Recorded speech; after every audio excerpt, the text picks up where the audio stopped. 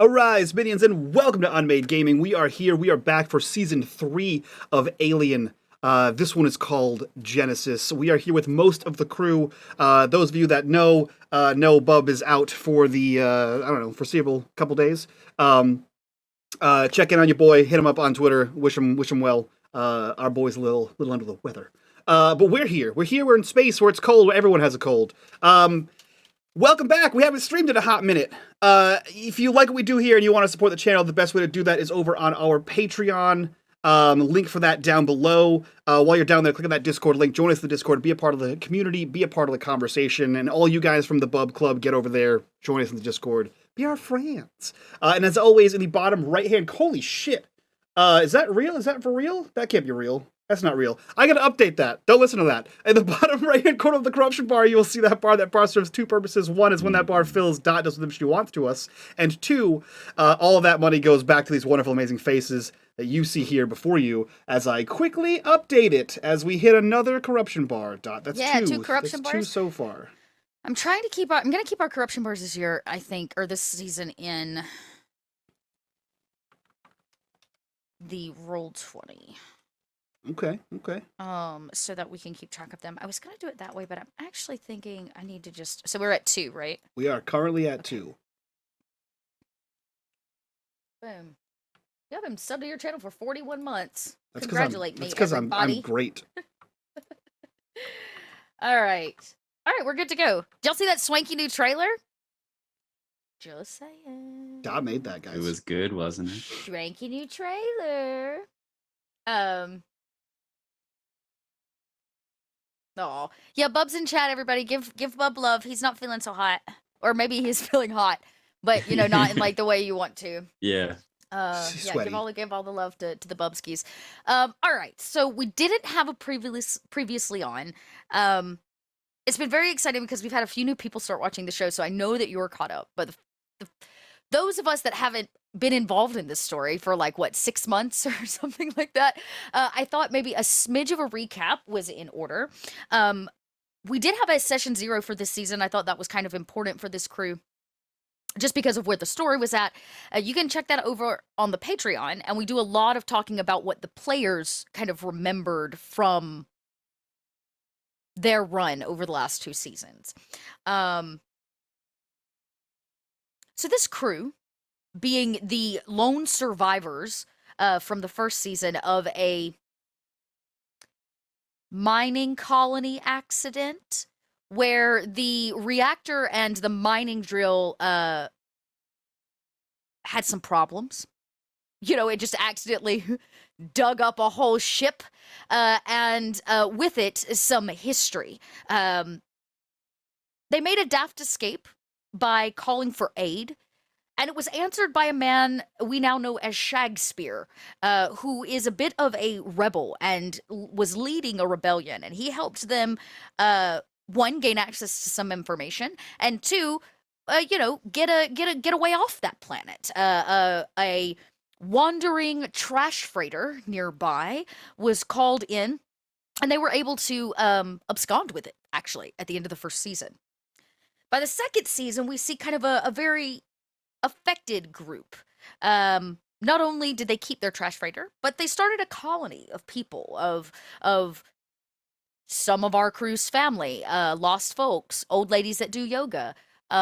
It was a kind of ramshackled place where people that wanted to live outside of the corporate structure of Weyland-Yutani, or the militaristic structure of the United Americas, or even what's left of Siegson, right? Corruption bar number 3. Oh boy, y'all really want it today. Y'all want it. We're going to die. Y'all want it. Mercy, we're down a player, please. Yeah. So, recap ends, alien immediately. That's it. Yeah, you're all dead. Yeah. This is great.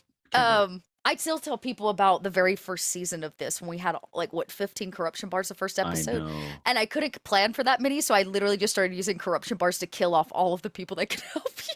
And us. You also killed off us, don't forget. Yeah, but the first round of corruption bars, I used like 12 of them in the first episode to just assure that you had nobody around to help you. There were no NPCs. I had buffered the whole front of the game with like people to take the weight of like potential death, and I guess that was a good thing because 12 corruption bars later. That being said, this colony was living a little on the outskirts, and as secret as you thought it was, you were all still pinged. Your files came up on a on a United Americas information run. They were looking into, we'll say, Wayland Yutani's activities, strange activities that have been happening for almost the last 100 years, but they seem to be getting more and more regular. And one of the pieces of information that was passed to you from Shakespeare before he took a bullet at the end of season 1 was a piece of writing called the Space Beast, now banned across all of the star systems. But this was an important piece of literature because it told the truth about the xenomorphs, about these alien creatures, these space beasts.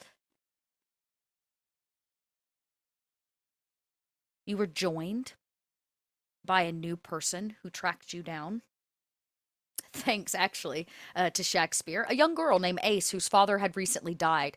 They lived a hermitage, like most of the people in Shakespeare's rebellion, and their job was to be floating unknown libraries, archives of information that have been banned or lost through the years, stuff originally from Earth. We decided there's such things as anime now, which is what Kitchens is consuming in mass quantity. Things that over the years they have taken from the culture of the human species and hidden away.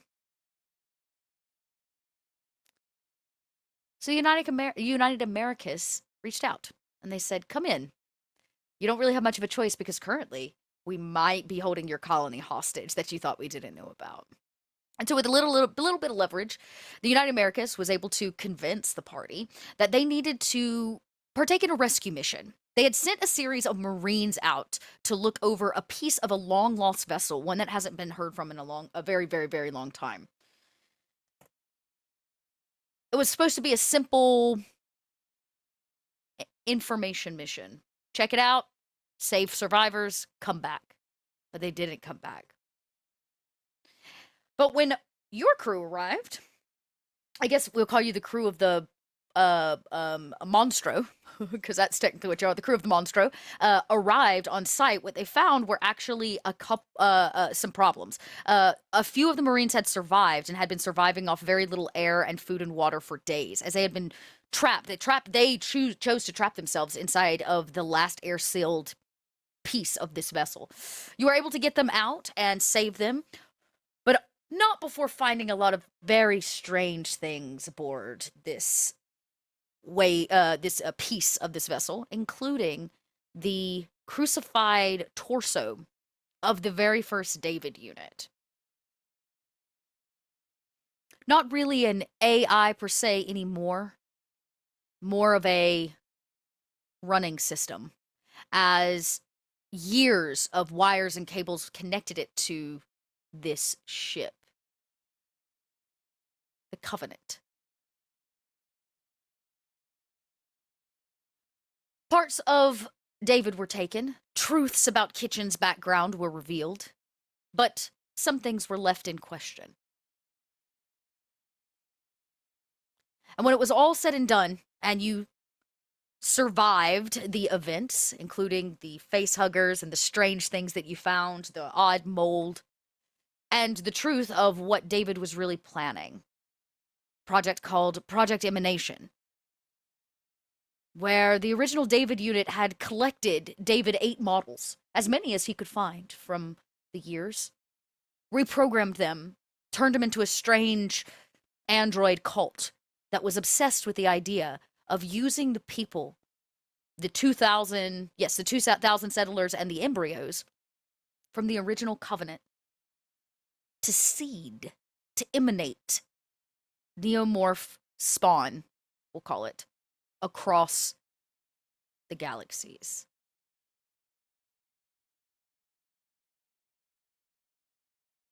You blew that shit to hell and back, got rid of it. Tough decisions there at the end. 800 people died in that. And your conscience may not be clear, but you are in fact safe.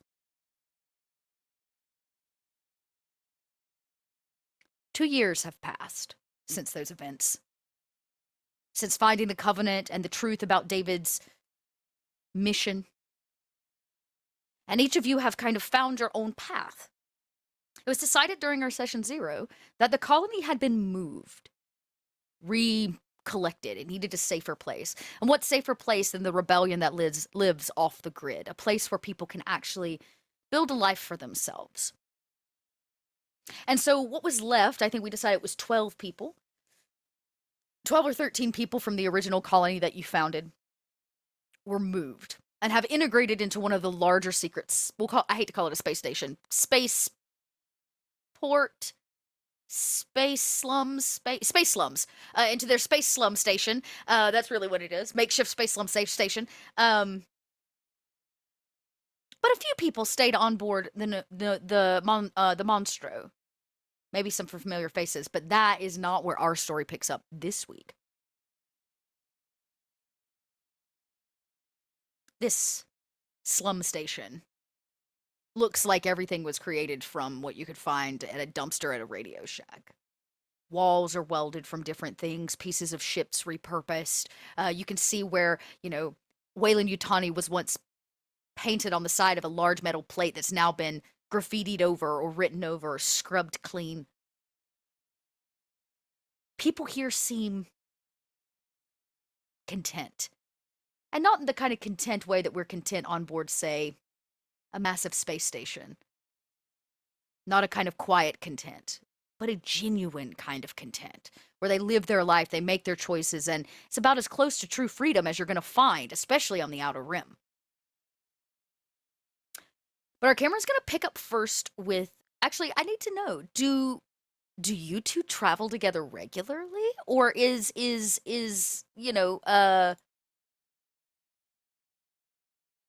Rin out there doing on a mission when we kind of come into the station? If intel has been provided that isn't necessarily implying that there is imminent threat, then she would offer for him to come with, probably intel gathering and review. All right, perfect. So we actually do not pick up on the slum station. Oh, okay. We pick up inside of your new ship. Oh, yay. New ship, everybody. Now, this is by no means a refurbished trash freighter. In fact, it's lucky to hold about 2 people.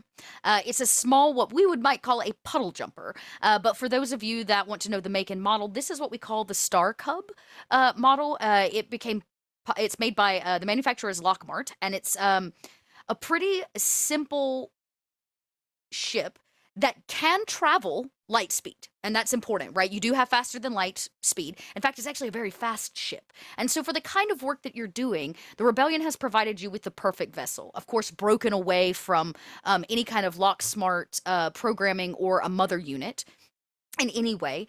And actually, I think I have a picture. I gave y'all a picture, didn't I? I'm gonna have to find it again. I'll post a picture here in a second, y'all. But it is shaped like a slice of pizza. If you cut the tip off the end, that's the best way I can tell you how it's flat and narrow. And if you just took a bite off the end of your pizza, that is what the ship is. It's our pizza ship. It's your pizza ship. That's about how it's shaped. Oh my God. Yeah, I mean, we have to find a name for it, right? Yeah, you have to find a name for it. Can we call it the special delivery? That or pie in the sky. Yeah, or pie in the sky.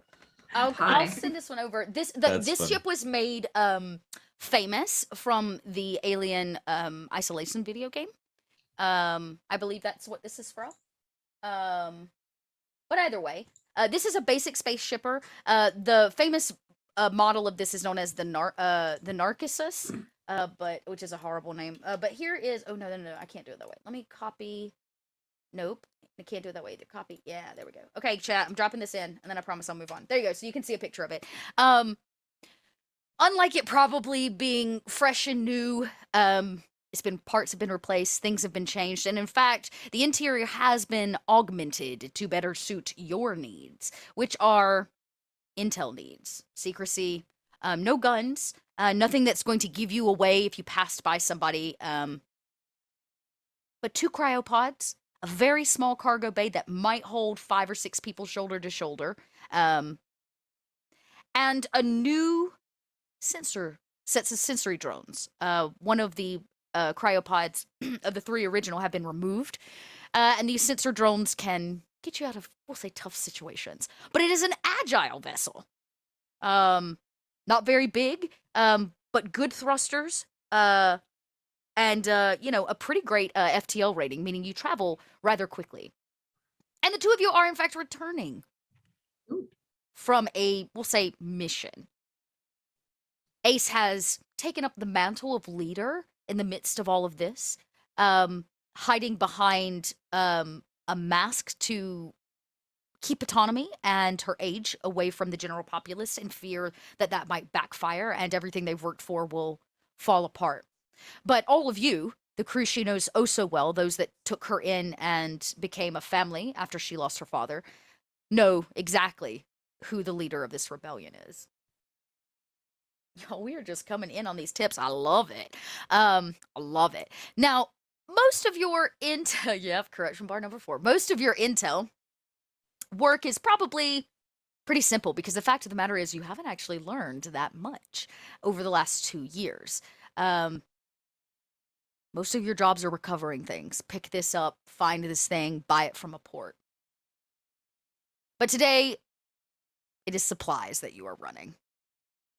It's not flashy. There's nothing special about it. But it does, in fact, feed the people of the rebellion.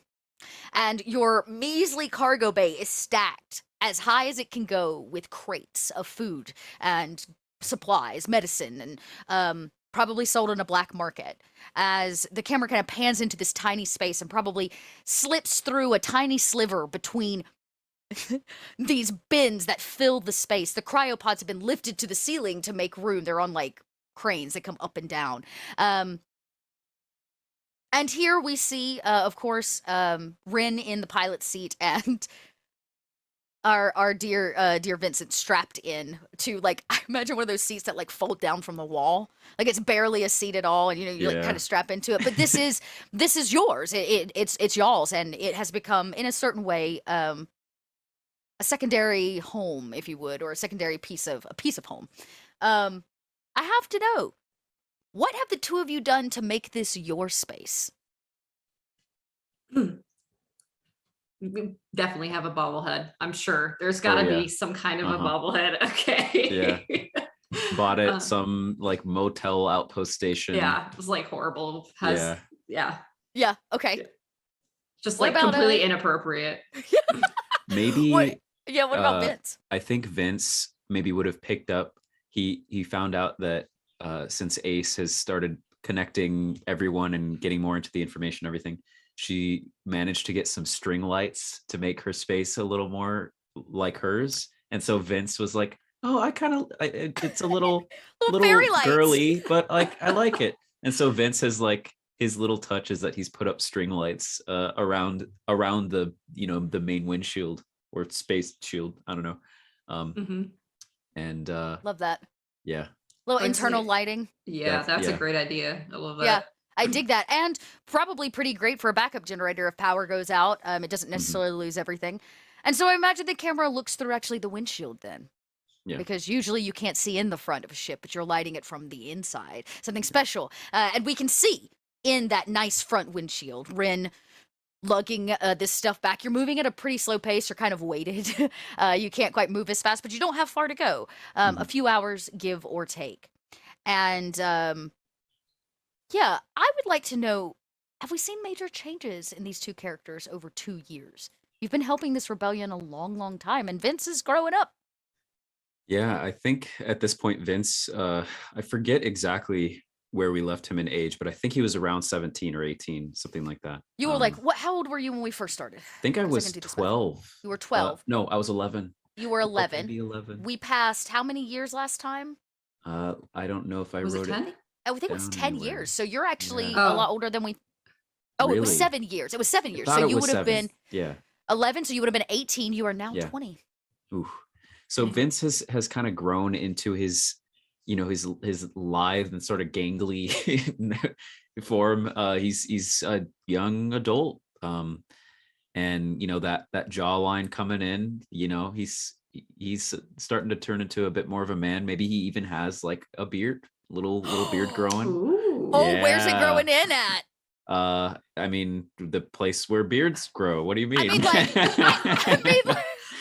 mean, like, is it Listen, all on the chin? Is Zach, it patchy? Zach, okay. not know. all of us were graced with a full beard. Some of Yeah, us grew sorry, in. sir. Some of us grew in real Joe Dirt or just like D'Artagnan. trust me, this I mean, at least you don't it have to buy looks- your mustache. Yeah, it looks a lot better on camera than it does in person. But I would say he, I imagined, Vincent, his last name's Calstory. I thought that, Vincent kind of comes from Italian heritage. So he, I would say he has a pretty full beard most of the way around. Like he's sort of like been blessed with it. I don't know. Okay, I love that. You hit the ripe age of 20 and your face turned into a Chia pet. There we go. Okay. Yeah. And you keep it, I'm sure. Like, Oh, do yeah, you, yeah. is it I'm a well man trimmed, now. or you just like he's just a man now? Maybe yeah, no, he does not, like, it's growing over his lips, like the top, growing over the top lip, and it's kind of like he's just Gotta letting trim it. Yeah, he doesn't really keep it up. Little snip, yeah. And I suppose too, as we see what Rin is like the lights over the windshield, the string lights, you see Vince like looks down at a little controller like remote in his hand. He clicks a button and the lights inside the ship just turn red and start blinking. He's like, Rin, red alert, you better be ready for anything. In actuality, the last 2 years have been very, very boring. Yeah, it's probably why I did that. Yeah, Rin, as far as her appearance goes, I mean, she's old now. She was old when we started, and now, she's a lot older. I think we're placing her pretty close to 60 at this point because of the cryo time. That's true. She's aged. She's got more wrinkles around her eyes. She's got a little bit more scars from either more battle unnecessarily or just being surely clumsy. And she's definitely more even tempered than she used to be. Partially out of necessity for a lot of diplomatic relations during all of the intel gathering and having to be more observant versus taking direct action, which is what she was used to. Absolutely. And this is, secrecy and staying incognito is really the name of the game, right? I imagine you're buying things off the black market and those kind of things. So it makes sense that you would need to simmer down a tad. Yeah. So, but I have swanky things. She's definitely enjoyed Vince's company from a perspective of having a little bit more of a different perspective. Yeah, absolutely. Despite the fact that he's gone through a lot of shit and seen a lot of shit, he still maintains a little bit of the aspects of young adulthood that Rin never really got to partake in. She enlisted early and was basically career all her life. So yeah, she enjoys that and enjoys his ridiculous little red alert nonsense and kind of chuckles and smirks and kind of shakes her head and, just looking forward into space, really. I did throw up a map of what the interior looks like. So you can kind of see it. I would ignore this key down here. Some of it's correct, some of it's not, because this is somebody else's like layout of this. So do with that what you will. Actually, I'm going to take the grid off because that shit drives me nuts. Okay. Yeah. It's just I can't see through it. Okay, so it actually looks a smidge more if I bring it in a little bit. That's actually a little closer. So you get a rough idea. Of what you're looking at, both a side view and the top view of. It's a single deck floor, right? So if there is a ladder, it might go down into cargo, but that's probably about it. Most everything sits on the one kind of one space. And we see this kind of banter, we'll call it, back and forth, this joking, because after 2 years of very little other than helping support the hidden rebellion, and gathering information and goods and whatever it is that you've been running, you can joke about that trauma Yeah. because it's not here anymore. And for the last 2 years, you haven't gotten a bite of anything that would lead you to believe that you could even continue the search for David or this plan he put in place. But as you get close, you can see it. This derelict junk heap is what it looks like from a distance. By no means would somebody say that is a space station. But you can see small ships coming in and out, most of them off your radar, which is how it's usually done. And of course, as you get close, I imagine Rin would go through all of the proper channels to communicate with docking. Mm-hmm. And You hear them.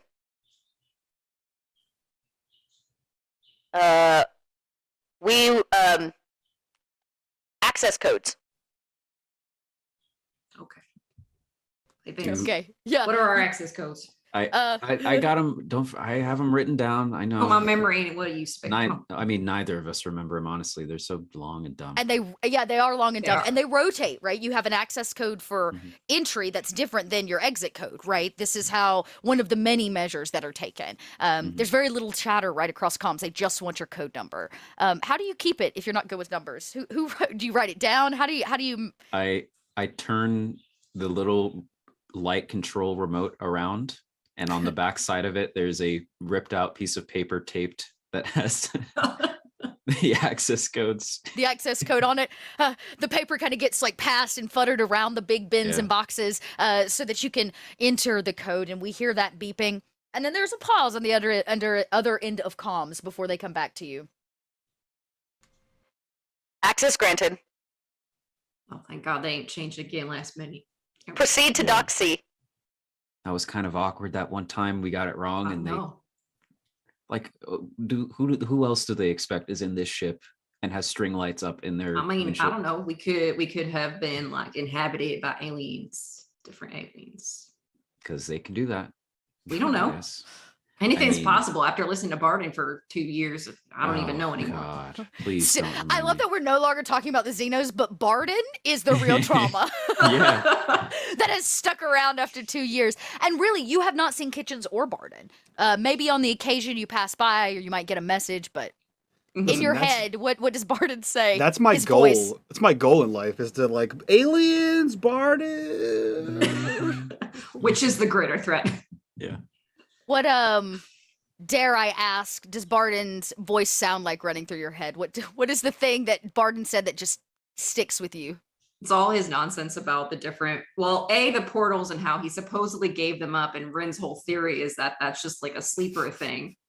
So whenever she sees him, he's like doing some crazy shit she doesn't understand. She's like, oh, I see what's happening here.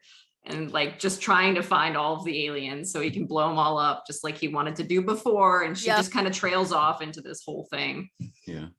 Would you Vince say has that- had yeah. Vince has had nightmares of Barden and Marilyn together, and he just wants to forget.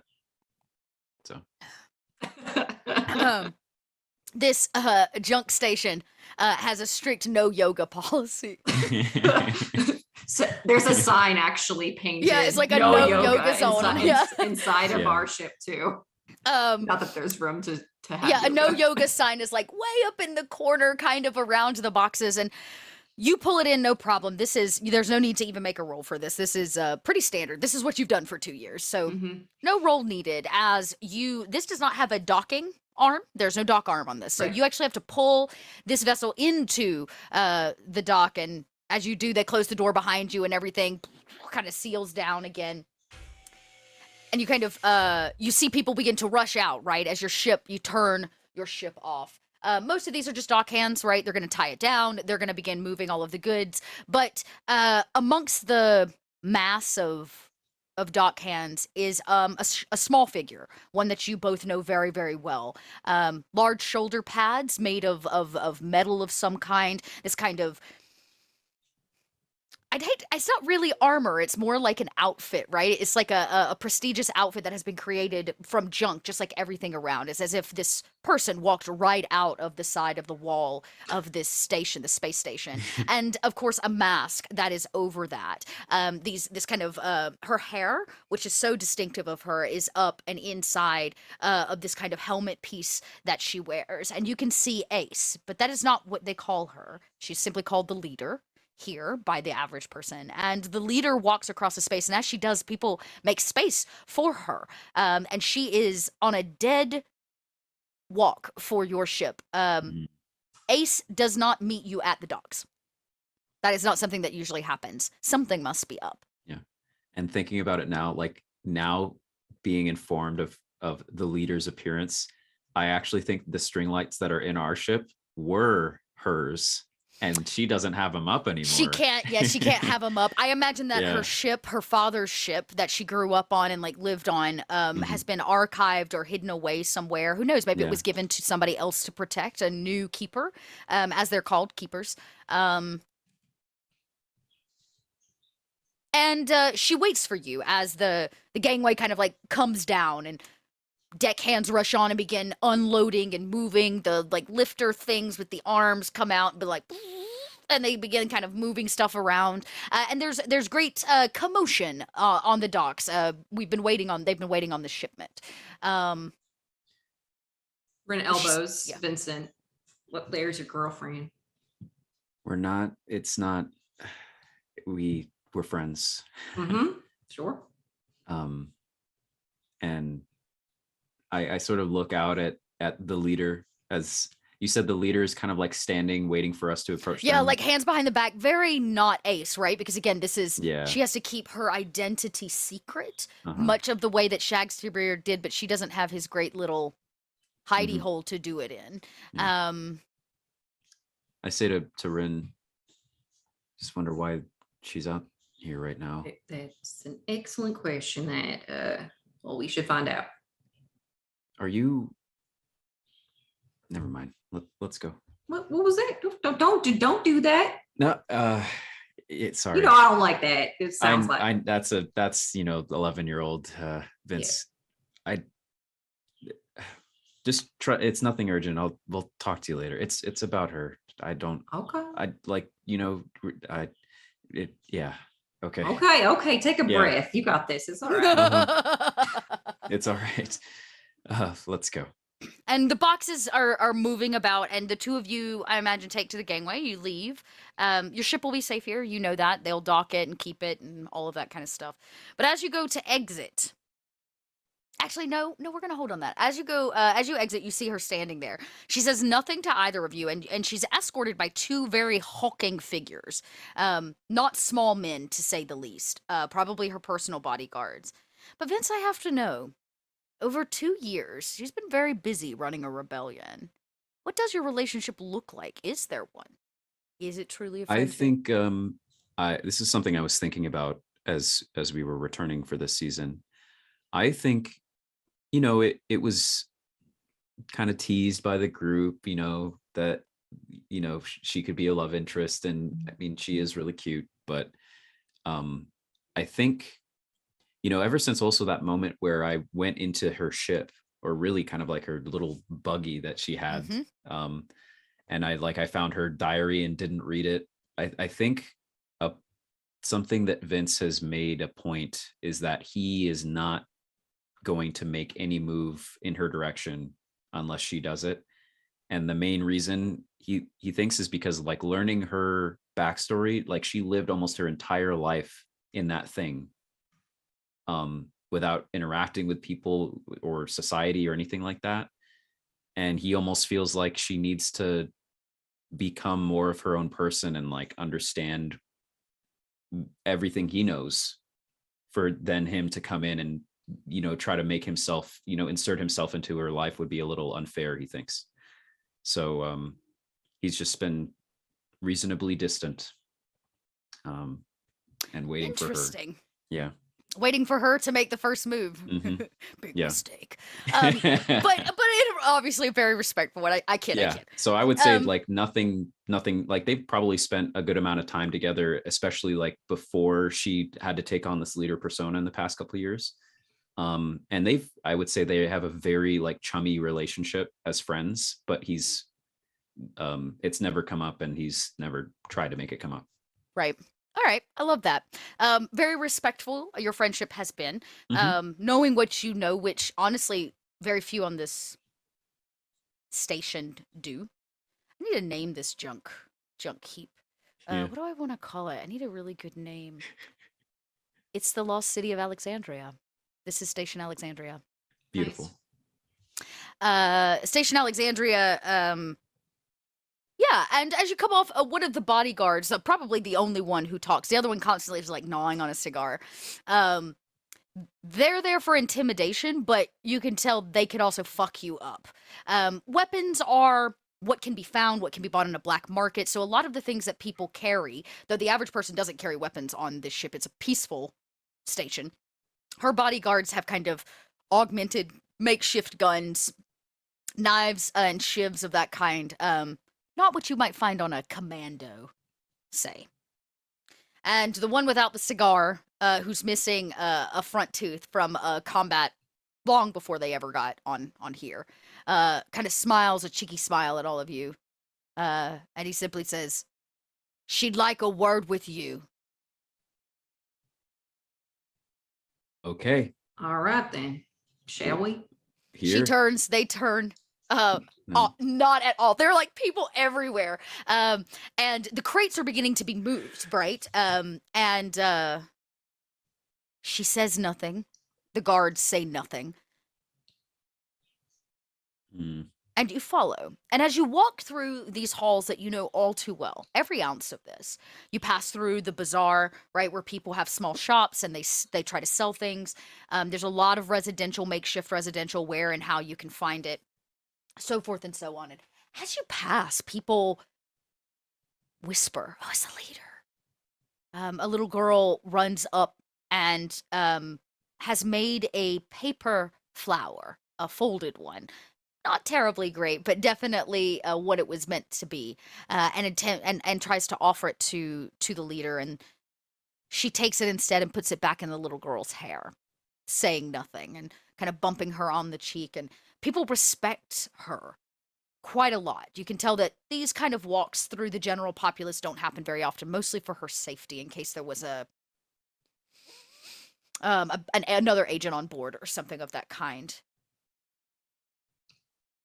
But I would say only Vincent, about 3/4 of the way through walking, you know where you're headed.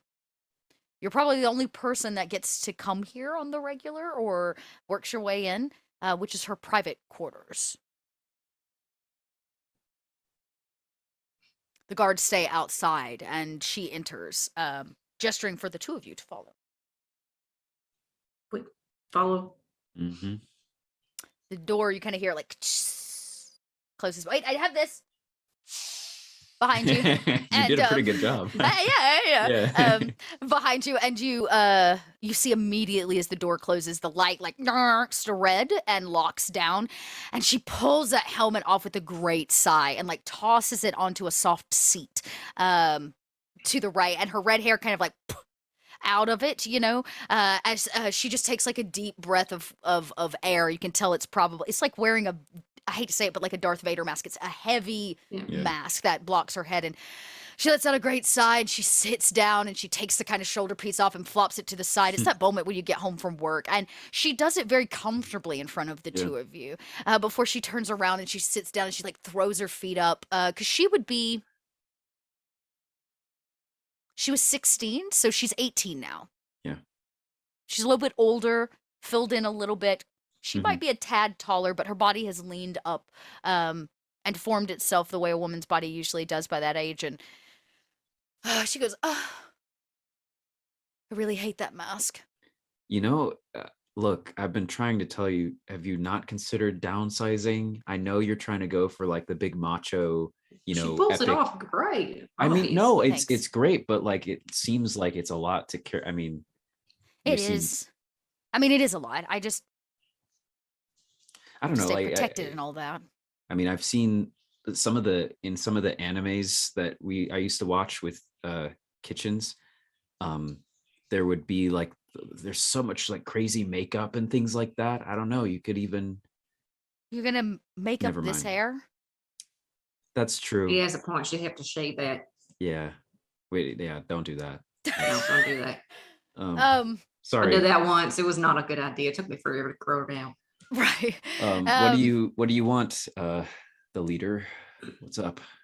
Okay, you can't call me that It was a when joke. we're here. Right. Okay, Haha. I'm the leader. It's so great. I have to wear a helmet all the time. Ugh. You did that to yourself. No. She looks at you and she says, "You know that's not true." That's true. We kind of forced her into this whole thing, you know. Don't. I mean, like your type of helmet.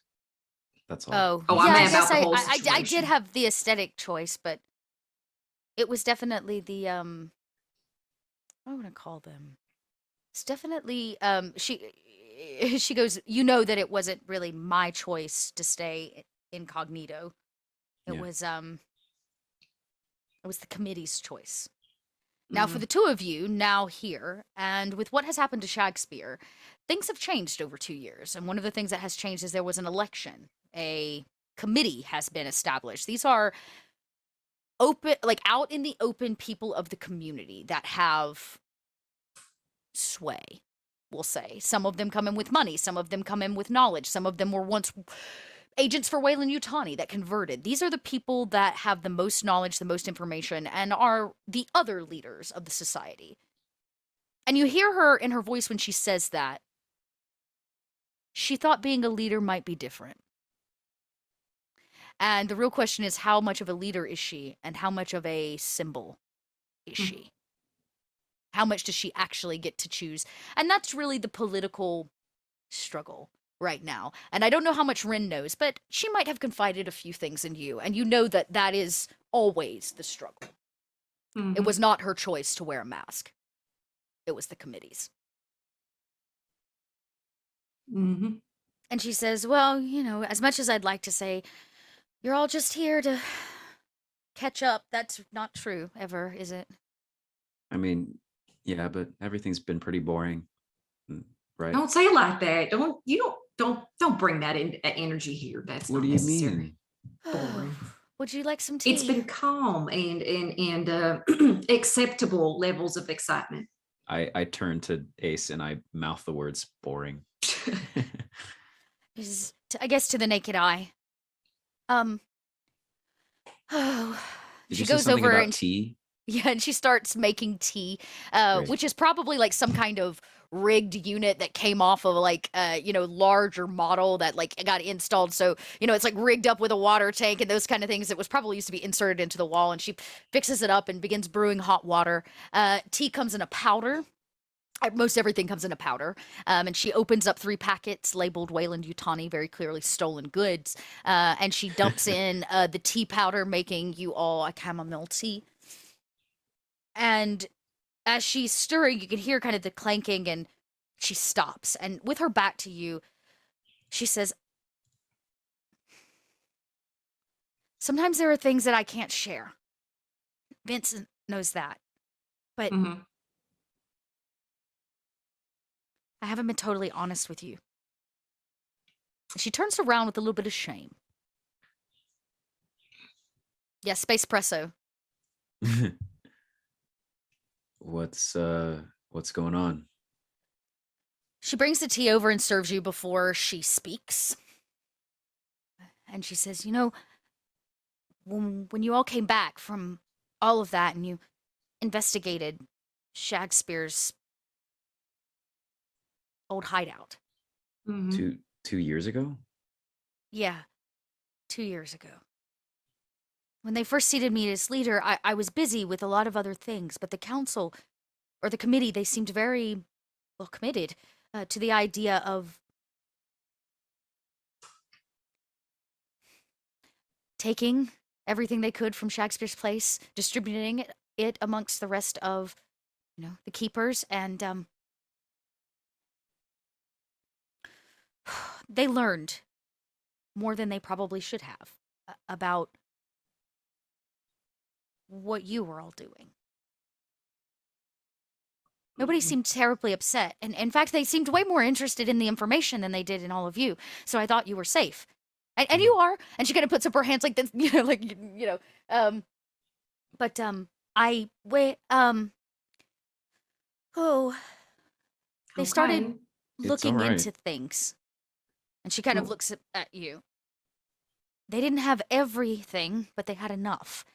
And they've kept the two of you in the dark. They didn't want you to know that we've been gathering information, intel, About about the space beast. oh Lord. She kind of takes a big gulp. That's just two words that y'all don't talk about. Those aren't words that are said anymore amongst you. That's history. That's in the past. What Okay. has more stuff happened? It's not that new stuff has happened, but there is a struggle right now between the United Americas and Weyland-Yutani. It's been kept rather quiet, but it's becoming a problem to some degree, and we wanted to get ahead of it. Hide the information that would cue either of them in on what's really going on. And Mhm. so we started a bit of our own secret intel mission, and we did find some information.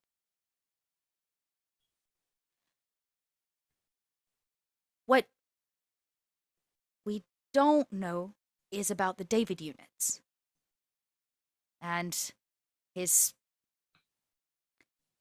plan. She kind of says, almost like brushing it off, thinking that it never really happened or it was a failure or and she says, but there have been some pieces that have come through. 3 space stations that we know of that have simply disappeared off the map. Just no record. They were there one minute and then they weren't another. Everybody on board's records are gone or classified or redacted. Has anyone just tried going to them to find out if it's still there or not? So What do you here's mean, like it blew thing. up or something? We don't entirely know. When I say disappeared, I mean we can't even figure out the location. This interested me. I thought, oh, maybe I could find that out. And I think I did. At least for one of them. She takes a deep swallow. And she pulls out a data stick that she tucks into the side of the table you're all sitting at, and a small hologram like feeds up out of the center with information. And you see kind of profiles for 3 space stations. These space stations are, I'll make sure I give you. One of them reads the Sevastopol station. The other is called Mendel Station. And oh no, I'm so sorry. There are 4 stations. The Mhm. Seegson Station, LV 4440, and the Right Abrera Way Station. The way station's really just what it sounds like. It's a refueling station, but that way station has also clearly gone off the map. And she says, we don't know a whole lot about them, but one. Sevastopol. Something about this, after all the information we went through, all the conversations we had with Kitchens, seemed to stick out to me, and so I started digging a little deeper. The last known communication with the Sevastopol system was an outgoing message to a woman about a black box that had been collected. Oh, She was coming to retrieve it. And then nothing. Absolutely nothing. I started trying to do research to figure out who this woman was, and I kept hitting dead ends, and I could not figure out why. And it's because I had the wrong name. She pulls up a profile. Vroom. It's about this woman now would be over 100. So she's long since dead. You can see Mhm. her file says deceased, and you can see her smile. And the file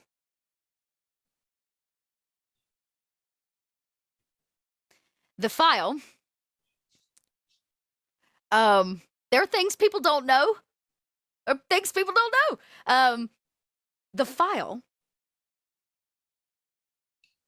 for this woman reads Ellen Ripley. I'm so sorry. It does not. It reads Amanda Ripley. And she says this was the woman who received. She was much younger then, about my age. She kind of smiles. She's the one that received the message. There is no more files across any database that I can find that mention and Amanda Ripley.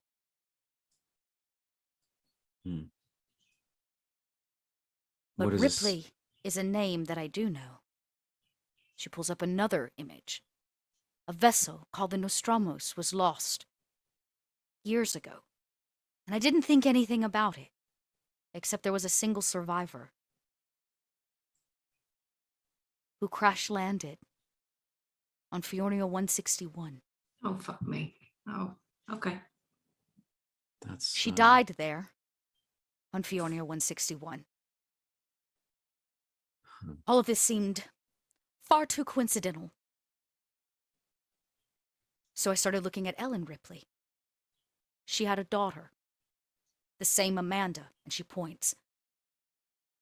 It took me a while, but I found her. I mean, she's dead, though, probably, right? She is, and interred in the earth on Earth.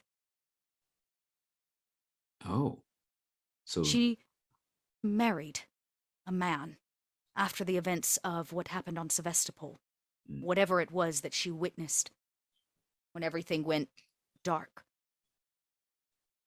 She charted her path to Earth and has not really been heard from since. Except now that I know her real name. There is a antique salesman, and she kind of looks at all of you like that's not what he does. Some of us consider his findings junk. But he has something that I need you to pick up.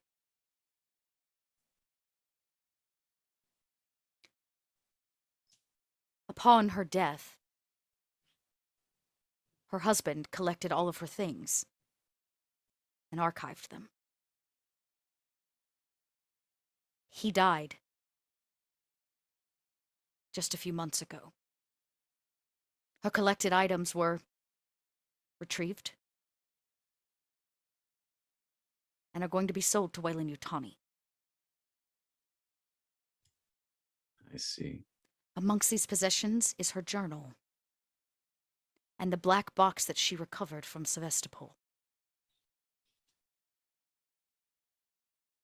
All right. I believe that if we can get this box and we can get her journal, we can learn a little bit more about what happened, though I imagine we all know, and maybe we can figure out what happened to the rest of these stations. Because if it's true that, and she kind of looks around as if somebody would hear, if it's true that David's plan is working, what if each one of these stations was a target? Yeah, that tracks.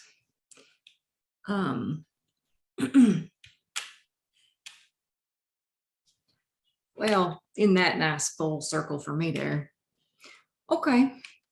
What? Why? All the shit show started for me when I went to that damn place and that fucking planet, and then I ended up under ice, frozen for a decade, and now here we go again. Oh, I knew that place was a damn curse. That was that planet. Mm-hmm. Yes, it was. Did you said Ellen Ripley's body was there? Did you guys find that there, Rin? Oh, no. From what we can tell, Fiornia 161 was sold for parts. The prison was shut down for some medical emergency. They cleansed the place and sold everything. The planet. Yeah, that was a complete lie. That's where we picked up the cargo with everything else in it. Right. Which began the entire shit show roller coaster that I ended up on. Oh. So here's the thing. Ellen Ripley should have long been dead. By the Mhm. time her vessel landed on Fiornia 161, she would have been like 120.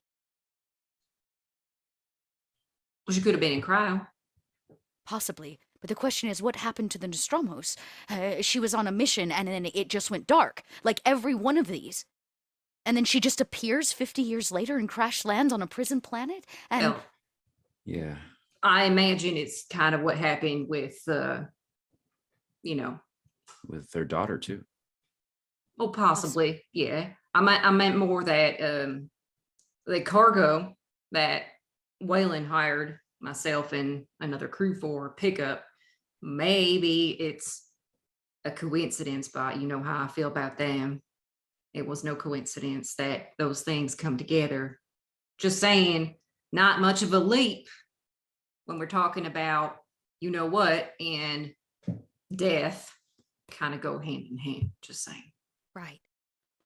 I mean, I understand if you don't want to do it. I can put a group of people, but I thought maybe it might be a good idea to What I'm contact Monstro. wondering is, you're saying that the committee's been looking into this stuff for the past 2 years? And I know you know that we have been through some shit, but The committee believes that you're all Crazy. Go ahead. Right. You can say it. too close to the Mhm. topic at hand. Crazy. but they're gonna take our experience and do with it what they will, huh? I guess. Honestly, I believe their interests lie a lot more in stopping Wayland Yutani and Well, yeah. United Americas from actually getting this information, but I've done my best to steer them away from certain pieces of information. Well, that's probably for the best. Last time I told somebody about this space beast, as we all know, he didn't believe me and still wanted us to go and save his daughter. So about that, Oh yeah, is he dead? Did he get killed? I don't know. the space beast, the Oh, piece that. of writing. Mhm. I've located the writer. Oh, Okay. If you wanted to talk to him, because his entire account, I mean, I've read Space Beast cover to cover at least 30 or 40 times. His experience was on Fiornia 161. right. But he's alive. As alive as I guess he can be. Well, that's foreboding. Look, I'm surprised Whaling don't have their hands on him. They did. We broke him out of a torture chamber. And he's still sane. I didn't say that. Okay, well there we go. she did not say that. Okay. All Okay, right, so so- retrieve Yeah. belongings and go talk to this not insane person. Got She it. goes over to probably what is like her bed, which is a little bit of like a wall cot, and she slides a suitcase out from underneath it, puts the code in, and opens it up. And she grabs a data stick, closes it, and slides it back, and she hands you the data stick. She says, "This data stick has roughly about 23 million credits on it." Sorry, what? The data stick, it's a credits stick. About How much? About 23 million credits, which is just above what Wayland Yutani is planning to pay the junk trader. How did, I mean, I know we're running like this is it, but like what? Where did that come from? Money stopped having meaning when it just became numbers. There are a lot Oh, of so things it's not real, is it? There's a lot of things that we can fake with numbers. Oh, okay, it's not real. All right. I was like, I mean, it That's is wild. real. He could spend it. He could. It's I a mean, yeah, digital yeah. counterfeit, in essence. sure. Right, smart. Okay. That Okay. being said, he does not need to know that. On this credit stick, only about 1,000 of those credits are actually real. You're saying he, you mean the person who has the husband, right? Who has the stuff that we're buying? Oh no, he's dead. The items have traveled from Earth back here to be traded to Wayland Yutani via the junk trader. I need you to get there first Oh, and make the deal yeah. before Wayland Yutani does. Okay. When's their deal supposed to go down? 2 days' time. Well, shit. Okay. How close are we? When we could make it there tomorrow? That's a great question. Mike, what system? Like, where are you floating about in this junk freighter while Kitchens is out on a mission? You had the whole freighter to yourself. Oh God, what a disaster! Oh Big fuck! Barden, your house, your ship watching. House party. I was You're not. I was not ready for that kind of question. Shit. Do y'all hide in a regular place? Do you or is it like you're just No, constantly we look on like the a move? floating dumpster, Dot. Of course, we're not hiding anywhere. No one's gonna. No one's gonna be like, oh, that's the bad guy in that trash pile. No, I think we would hide in plain sight. So likely wherever. God, I imagine some like. God, I imagine some like some trashy siphoning gas from a car situation, but in space, right? So we would be near a power station, near enough to to a space station rather, but not at it, but somewhere that Barton can still cipher Somewhere power. nearby. Yeah, Alright. somewhere like an asteroid nearby where Barton can siphon power. To not run off the ship's power. I'm gonna be honest. I imagine you'll have to stay on the frontier. You probably can't come in a whole lot. You have to stay on the outer rim. Yeah, so I would say wherever the investigation led us, whatever the last station the investigation led us to is where we would be. So I know we have a star map of like of a list of locations, and we had like an order of where we were going. So. And I know you have that map somewhere in your head. So wherever you think we were last.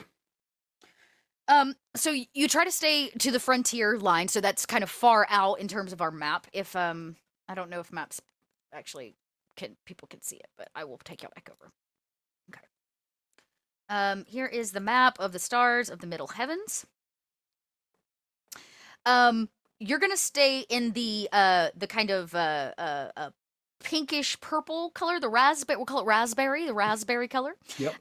The raspberry color is the frontier. These are places that are not claimed by anyone and don't currently have colonies in any of the major I call them conglomerates because they're really not governmental systems. They're corporations, all of them, in their own right. So we'll probably say you have been hunting somebody, you and Kitchens in particular, somebody that we haven't seen in quite a while, a name that was dropped at the end of last season, Desta.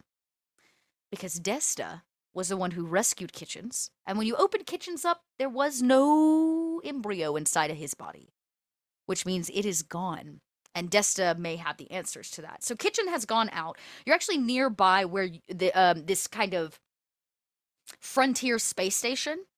This is not like the Rebel space station. It's just a little more civilized, we'll say, in terms of its build, its people. It's allowed to be here, but it's not really run by any one particular person. He's supposed to be hiding out here, and Kitchens has taken a hop, skip, and a jump to go meet him. Mm-hmm. So you're actually floating around the kind of southwestern side of the circle of the core.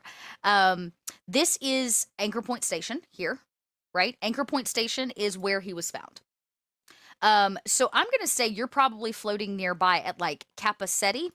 Somewhere out here, there's probably illegal trading, black market trading, and those kind of things. And so vessels off the radar can stay that way, at least nearby. And so you've hidden yourself. Maybe you're, like you said, you're near a gas freighter that you're going to siphon from before it's over with. But you're hanging out in Capaceta. And that is not close to where you are. You're going to definitely have at least the full 24 hours worth of cryo and faster than light travel in your vessel, because your faster than light is very fast. It's really meant to get you from point A to point B very quickly. When you get there, you'll have to regas, like you're gonna have to up, but you'll be able to do that if you reach the freighter. Ace looks at the two of you and she says, if you leave tonight, you can make it by tomorrow. Okay. It Does this? just so happens that the junk trader, he has a underground shop at the Anchor Point station. Okay. Does he have a call sign? Like, what's his name? Oh, does he have a call sign? He probably calls himself they call him the trash dog. Um The trash they call dog. the trash dog. They call him the trash dog. He probably does have a name, but that is what he uses to do the kind of business he does. Again, all this illegal trading needs secrecy. She goes, we call him the trash dog. When you get to Anchor Point Station, you should be able to locate his shop. It's going to be in the lower districts, and behind a couple other shops. When you get there, and she kind of pulls out a piece of paper, a small slip, and writes some information down and puts a word at the bottom and circles it. And she says, "This is your code word." In addition, he doesn't tend to like to do business with us, meaning the rebellion. So she goes over and pulls out another suitcase and opens it Disguise up. time. And inside are Wayland Yutani Oh. suits are and you gear. kidding me? And she says, so to actually complete this mission, not only do you have to beat Wayland Yutani to the bye, but you're going to have to pose Be Wayland as Yutani. Wayland Yutani agents. Okay. Oh, Sure. boy. She smiles, like trying to make it like an easier pill to And then swallow. what's the plan, once the actual Wayland Yutani arrives and everyone realizes what's happened? Well, we better Hopefully- get out of there before then. But Well, she then said- after that, Well, then Wayland Yutani can take it up with Trash Dog. That's not really our problem. Also, he's not a very nice person. okay. Just as long as they don't get any clue as to who we were or where we are. But Yeah, we're gonna have to go above and beyond, I think. I mean, even with the ship too, just making sure Oh, one we're gonna tags need us. to. Yeah, no, it's But we get we can- creative. we can do it. Of course, we can. Survival, we survive. We can do this. But This is just people. This is here's fine. the thing, Ace. You've asked us to do this because the committee wants it, right? And I've asked you to do this so we can keep it out of the committee's hands. oh, She so says not very only are quietly. we're shirking Wayland Yutani, but also the committee too. I wouldn't say shirking. They don't really know about it, or Amanda or Ellen. This has kind of been my own personal research in Oh. my free time. Like I said, I've been feeding them only what they really deserve to know. Okay. And most of the information about the Nostramos and the strange disappearance of Ripley on Friornio 161 and outliving her daughter, and all of these things are not privy Usual. to the committee. She kind of says under her breath. Yeah, I'm It with you should there. certainly stay that way. I thought maybe having Kitchens, who is a proper, Mhm. AI unit, and Barden, who used to work for Wayland Yutani, might be a really great addition. Right? Oh, you mean for this covert mission? Right. We Yeah. haven't seen them in a bit. Yeah. It's been a bit. We try to make contact, but Well, It's been hard. I have a feeling Kitchens is gonna want to know about the stations. well, of course he is. We always funnel everything back to him anyway, but like, I guess if we can, we'll reach out and see where he is. They are. I don't know about Barton. I don't think he's very good about blended. We'll see. Most Wayland Yutani agents aren't. Mm, So I Okay. have 2 Colonial Marine outfits. She slides one case over, and 2 suits for agents. Slides that over. Oh, and for Kitchens, right.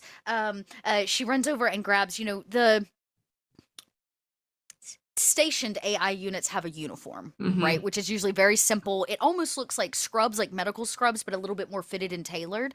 And they're nice and clean. They're in like an air vacuum sealed tight. All this is in like an air vacuum sealed tight baggie, because I imagine that's how everybody gets their clothes when you're living in corporate society and they tell you what you're going to wear. And that gets passed over to you. Okay.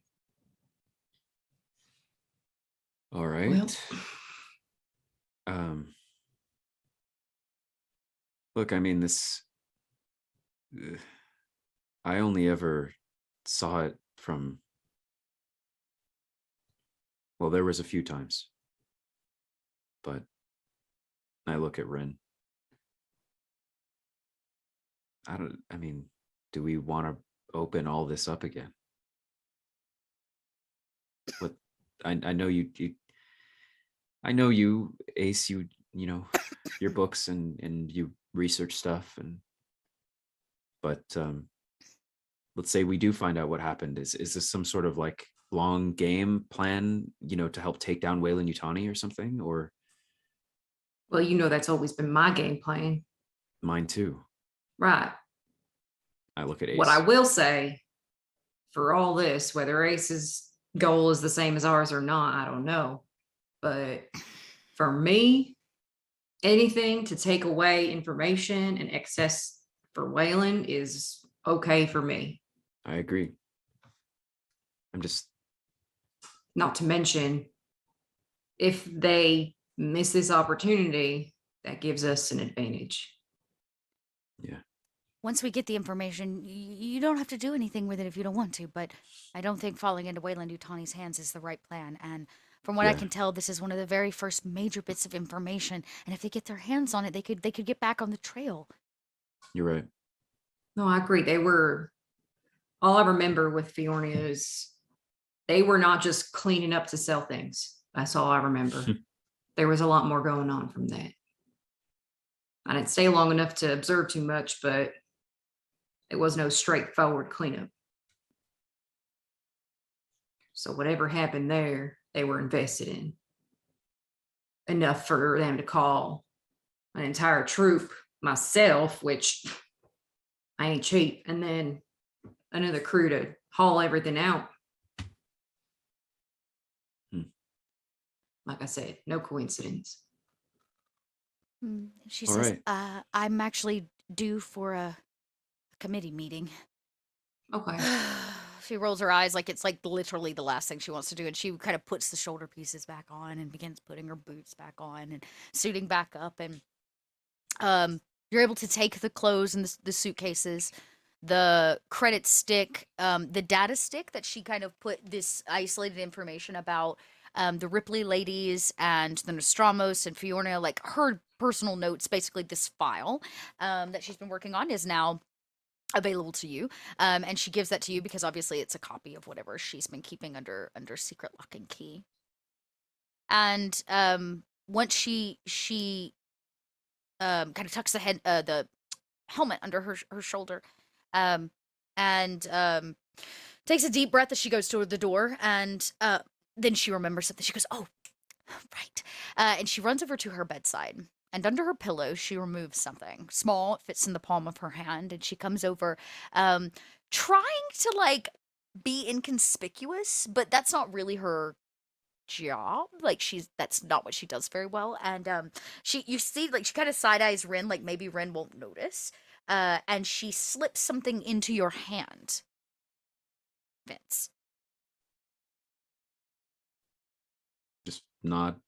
And I'm like, go get him, Tiger. And yeah, and she tries to kind of pat you on the shoulder to cover for the fact she slipped you something.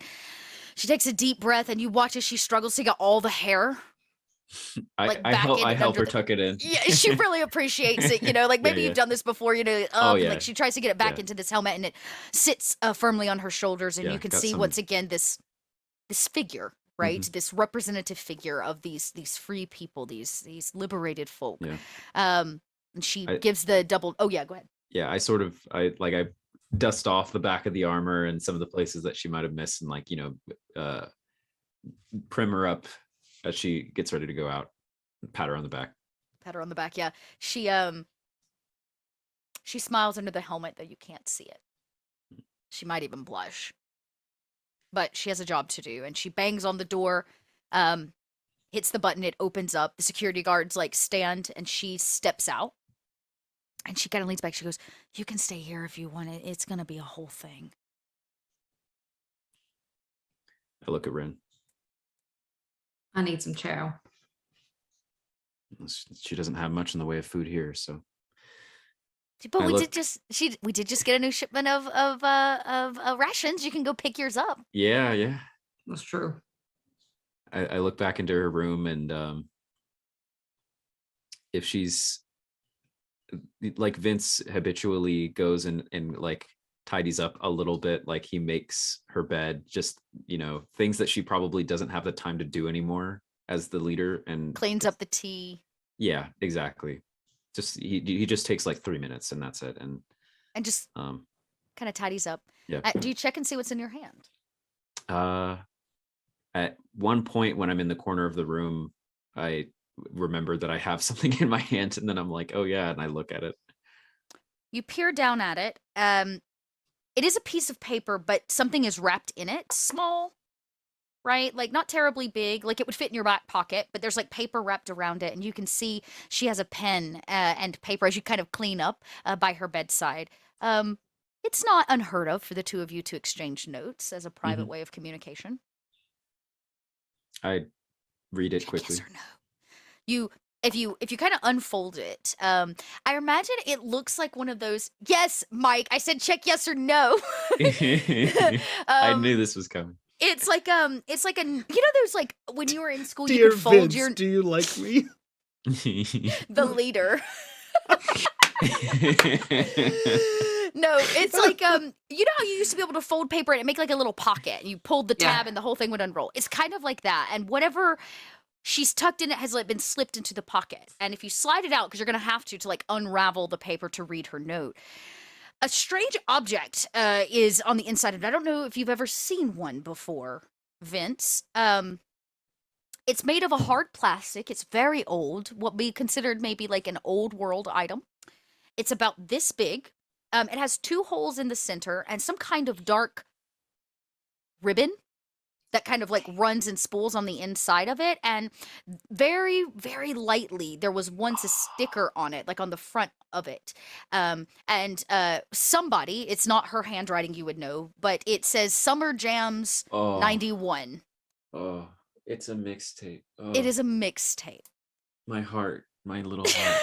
It is a mixtape. She herself did not necessarily get to make the mixtape because music is not necessarily accepted in what would be considered polite society nowadays. But it is some kind of old mixtape. You maybe Vince doesn't know that. You're gonna have to figure out what it is, how to make it work. But it's a strange object you've never seen before. There's no technology, no chips, nothing. What does the paper that it came with say anything? Yes, it does. It says Vince. It's been a while since I've written you a note. Things have been terribly busy, but I wanted to let you know that I came across something I thought that you would like. It's called music.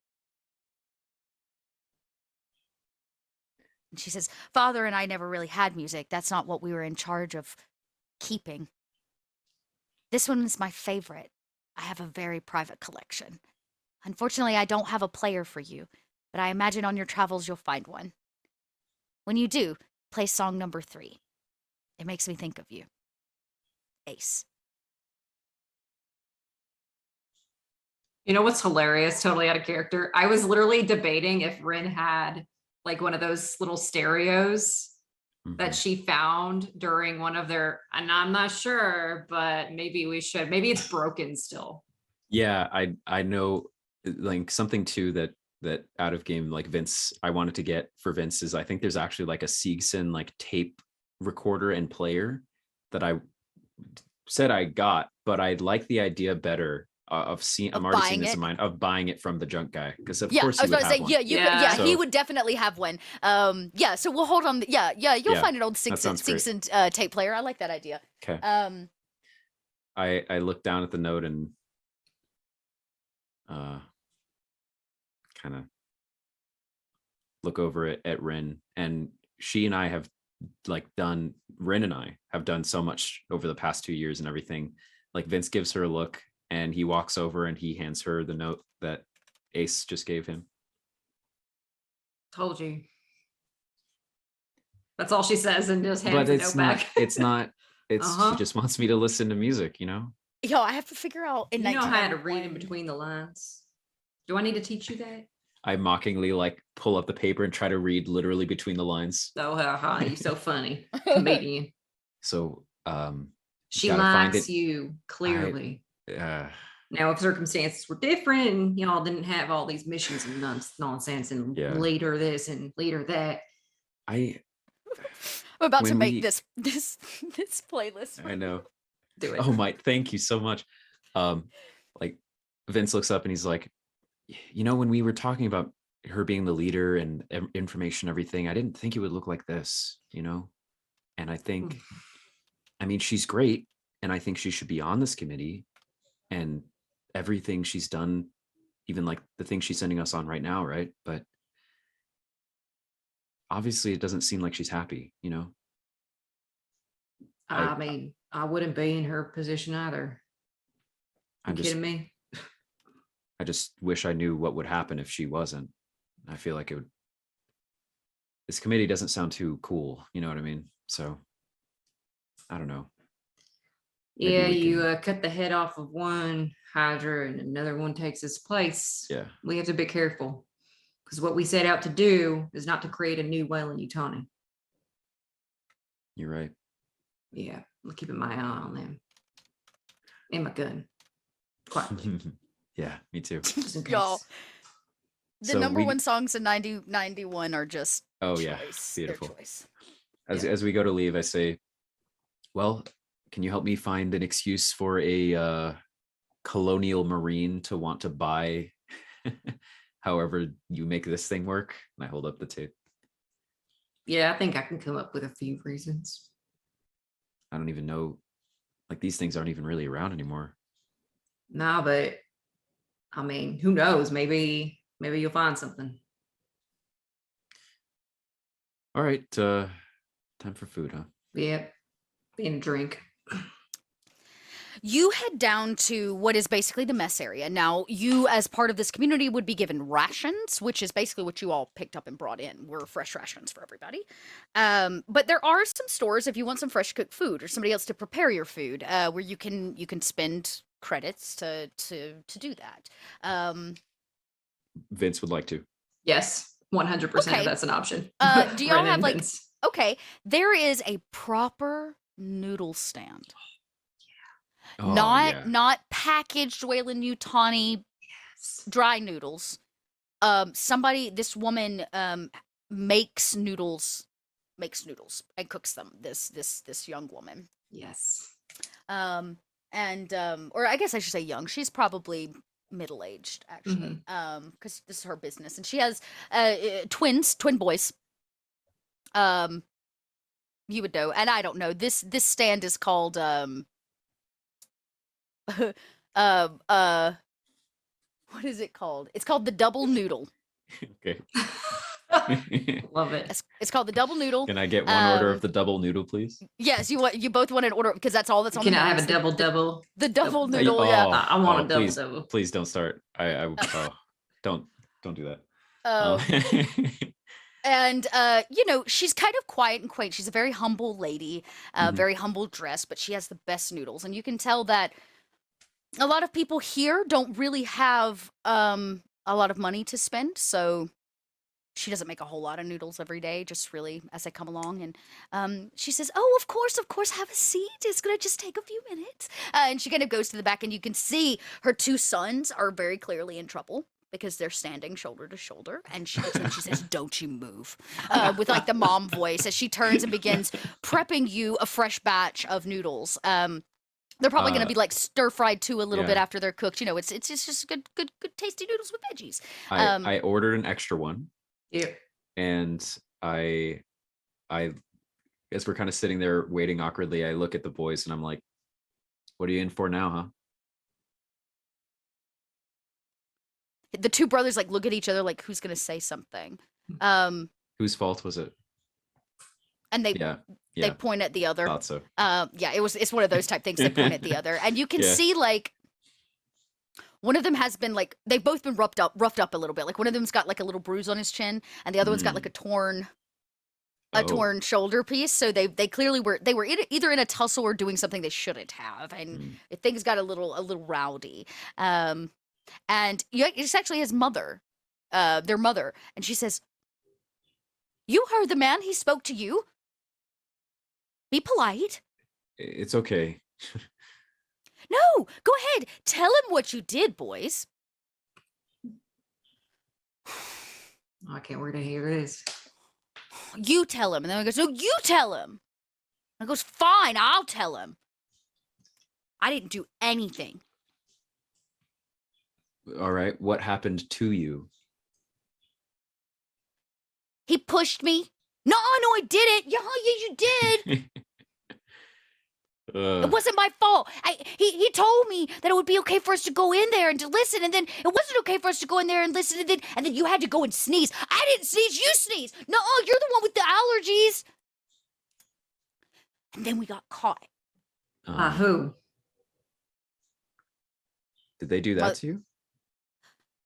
No, he did. We started fighting in the air ducts, and we fell through onto one of the committee members. Oh. Where were the committee members? If I don't know, they were just walking or something. It wasn't really our fault. It was an accident. We didn't mean to be there. Kids are the worst. Okay. What were they having a little chit chat? Yeah, they were talking and stuff, and we kind of knocked his toupee off, and he got really upset. Oh, epic. Wow. You knocked the toupee off when you fell. No, you did it first. What were they talking about? Stuff. Anything? Adult stuff. Okay, like real boring stuff. You can hear her begin frying the noodles, and it gets a little louder, so she can't quite overhear you from the the stand.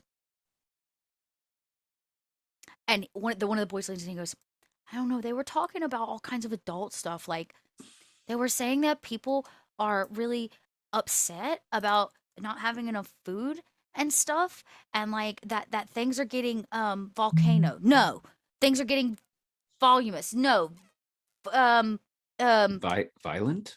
no, but close. It's like what was it? It was tall, volatile. Oh, big word. I don't know what it means, but they seemed very. Huh. They were in a lot of thought. Secret conversation. It was an accident. We didn't mean to listen. We weren't supposed to listen. We got in a lot of trouble. Now we have to work the noodle stand for the next week. Oh, a week? I know. Nobody should have to cook that many noodles ever. You remember what committee members it was? One with a toupee for sure. Right.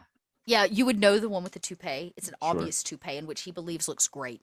Of course. Everybody with a toupee thinks that their toupee looks great. Yeah, their toupee looks great. His space toupee, his Space spoopee. toupee. Yeah, his His spoopee. yeah, his spoopee is really bad. So you know exactly who that one is. Sure. I actually, you know what? It's funny. I haven't named this guy. Let me do that really quick. His name is Bob Spoopay. yes.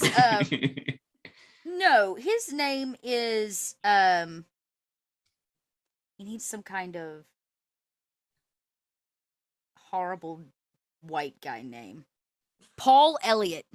Sorry, anybody out there named Paul Elliott. No offense. He called his true name is Paul Elliott. He is a probably a converted Weyland-Yutani. I wouldn't say agent, but like probably employee. He might have worked in the site. You're not entirely sure, but now he's Okay. here. He specifically has direct interest in sciences. Is kind of what he was trained in. So he deals a lot with the health of the people here, and the kind of city planning of the station to keep people healthy. Right, their living condition good. He is always accompanied by his right and left hand people. These are they're always together. They're also on the council, but they're kind of like the Followers of him? thruple of the thruples Oh. of doom, if you would. The Thruple of Doom This coming to theaters near you. Yeah, coming to a theater. This woman's name is she calls herself Terminator 3, the Thruple of Doom. the Thruple of Doom. Yeah. unMadeGaming original series. Wait. Indiana Jones and the Thruple of Doom? I was about to say, y'all, Thruple of this is the name of my porno. Somebody write that. Indiana it. Jones and the Love Thruple it. of Doom. Make me a cover. I want a Doom. cover. I want a poster. Oh, She gosh. calls herself Carol. She calls herself Carol. Oh, Um, good God. Okay. Yeah, she's a Carol. Of course she does. And It's Carol Banks. Spoopay, Carol, and Karen. Yeah, exactly. The other one is a man. He's a bit gruffer around the edges. He's actually a converted. He defected, is what he did. He defected from the Colonial Marines during the Great. None of you are the colonial great agents. defecation. The Well, great, yeah, there was historically Rin there was would know. a period of time. Yeah, you would Yeah. know, Rin. You would know about. I want to give you the right timeline here. Okay, so about 30, almost 40 years ago, there was a draft, a forced draft. The Colonial Marines instated a draft on the colonies. This campaign, basically, becomes a minor war between the Colonial Marines and the Union of Progressive Peoples, in that they did not believe that their people should be part of this, and the Colonial Marines felt that all colonies, regardless, should have to draft people. And so he was drafted against his will, and then defected in the middle of this kind of war that broke out, all about drafting people.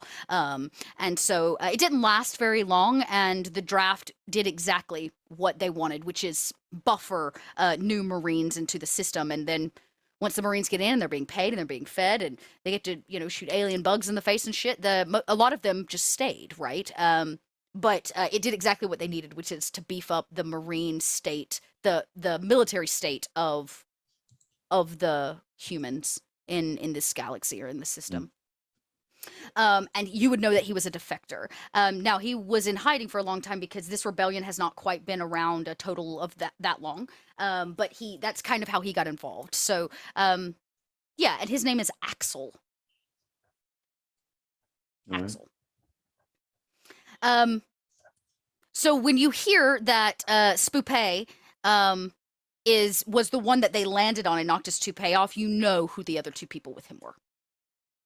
I say, you guys better watch out. Among the people in the committee to land on, those were among the worst. You guys, look, when I was your age, and I'm kind of like whisper yelling over the sound The of sizzle. the cooking. Look, when I was your age, I crawled around in vents all the time too. And the key is, if you guys are going to fight, I kind of like poke both of them in the shoulder. Don't do it while you're out on a mission, right? Yeah. You And have as to they come up kind with of- a game plan. Games? And as he says, his mom turns, she says, "No games today." And she No pours games. you both a double helping of noodle. Oh, A double noodle. double Yeah, noodle. A Oh, double noodle. That would be and so sh- good. And she kind of leans over and she says, "I'm so sorry about them. Thanks for No, being so kind." they're so sweet. They're great. Just like me. Well, She I mean, reaches under the counter and she pulls out a small bag of real salt. And Which she is- sprinkles a little bit of real salt on the top of both of your bowls of double noodle. It's hot. I- It's in a broth. It has. Ugh. It probably doesn't have real vegetables. They're probably those air dried vegetables that when you add water they swell back up. Mhm. Mm. But it's been kind of like a noodles stir fried, and it's got a little broth, like hot broth at the bottom. It's delicious. Best noodles in the whole Ever. star system. Yeah. And it would be in like a container you could take to go, right? Yeah, I pay for a third one. Yeah. Actually, no. This is the future. Who needs bowls? This is how we don't need bowls. She actually hands you a stick, like a very large popsicle stick, and she's wrapped the noodles up around it, and you actually like the noodles off the stick. So Is how you eat it. it's just one noodle, right? It's just one like really long Basically, noodle. and she's just like, and it's huge, right? And like, then it's the like double eating noodle is candy. 2 noodles. Yeah, but it minimizes the need for things like bowls and that kind of stuff, and so it's a little bit more of a street cart style eatery. As the both of you walk off, eating your double noodle pop, with salt on top. This is not how I saw tonight going. Nope. And as you turn to leave, this is a relatively open area. It's kind of like a bazaar, right? It's got a lot of movement and traffic and people, and they're passing through, and you can see the rations, the boxes that you brought in, were being moved through, like carried through. And I'm gonna spend a darkness point. Corruption. A corruption bar. I'm so sorry. A corruption bar. Oh, different game. Darkness oh, point. God. Darkness point is so a different game that I'm not playing anymore. I don't know where I am. Yes, I do. I'm on unMadeGaming. That's why I'm so confused. So I'm going to use a corruption bar. And as one of them, so that makes 4, right? To 3. Okay. They drop the crate. Oh. And as they do, rations, food rations in Wayland Yutani, like bags, spill out everywhere. There's a mass silence that falls over this space as everybody stops and looks. I look at Rin and She just shakes her head silently.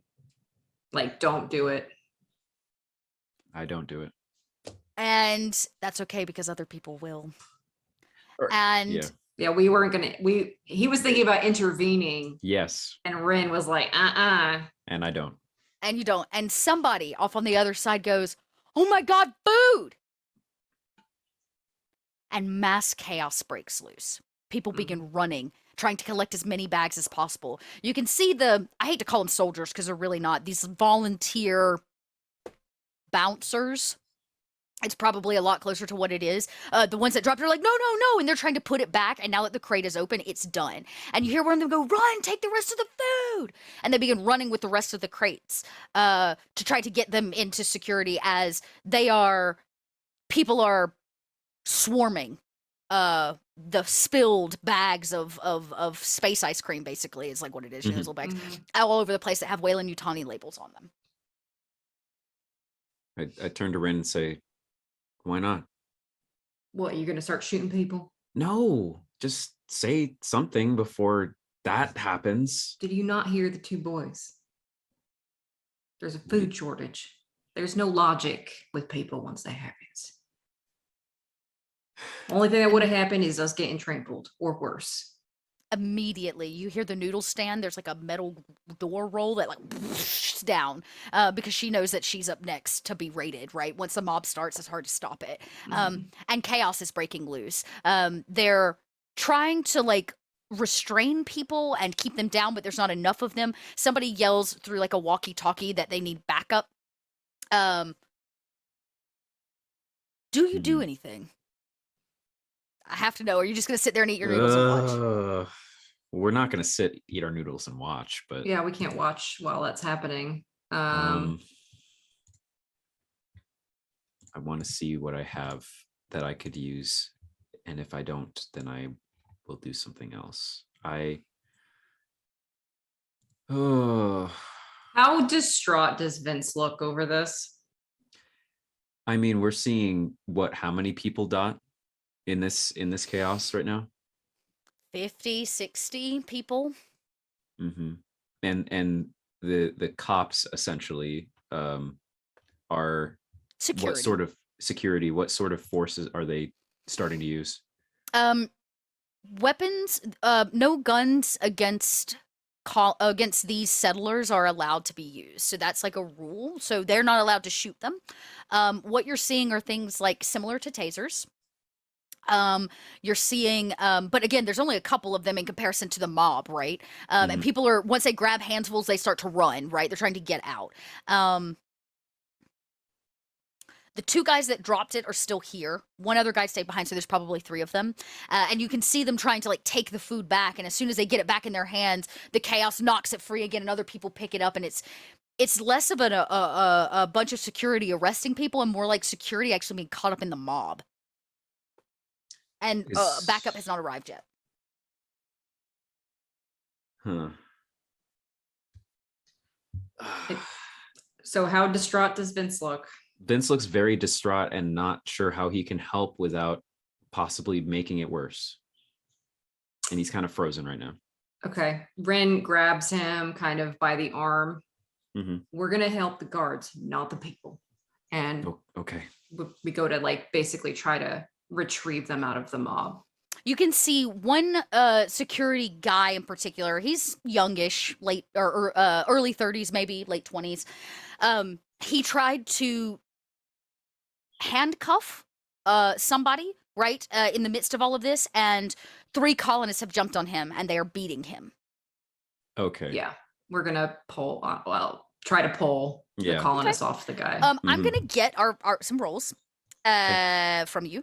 I believe this is probably gonna be, oh goodness, it's been a while since we've rolled. Yeah, close combat. I will have you both roll a close combat roll. Okay.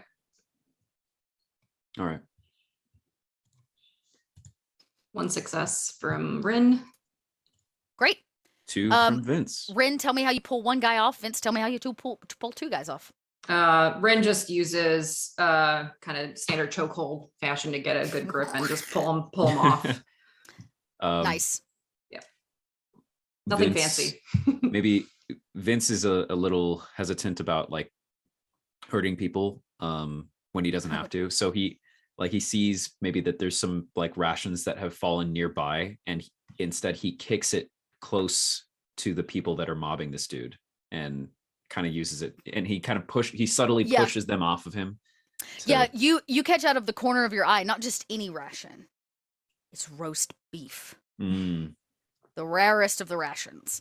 And you kick 3 or 4 of them, because they all came out, over to the side. And as they skid, the 2 guys that were beating him stop, and their eyes trail and heads trail with it, and they dive for them. And you can see that the security guy's like on his side. He's covering his head and his face because they were kind of kicking and beating him with their hands. No weapons. Like I said, they don't have like no sticks or anything like that. It's not a well...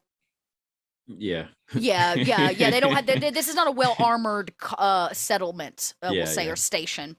Mm-hmm. Yeah. We're gonna try to just pick him up, literally like grab him. 1 arm each. Yeah, you kind of pull him up, and you can see the other 2 at this point are like, backup's coming, run! And as they kind of scatter, the other 2 security guys, you pick this one guy up. You can see he's bleeding from the side of his mouth, from his nose. He's got like some bruising. His shirt has been torn a little bit, almost similar to the boys that were fighting earlier, just in a more kind of extreme way. And you see more security starts piling in from the far side, and leading it is, of course, the leader.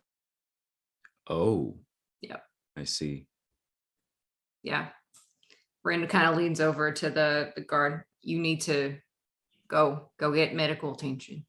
Yeah. Just kind of holds his arm. Don't worry about this stuff. Go on.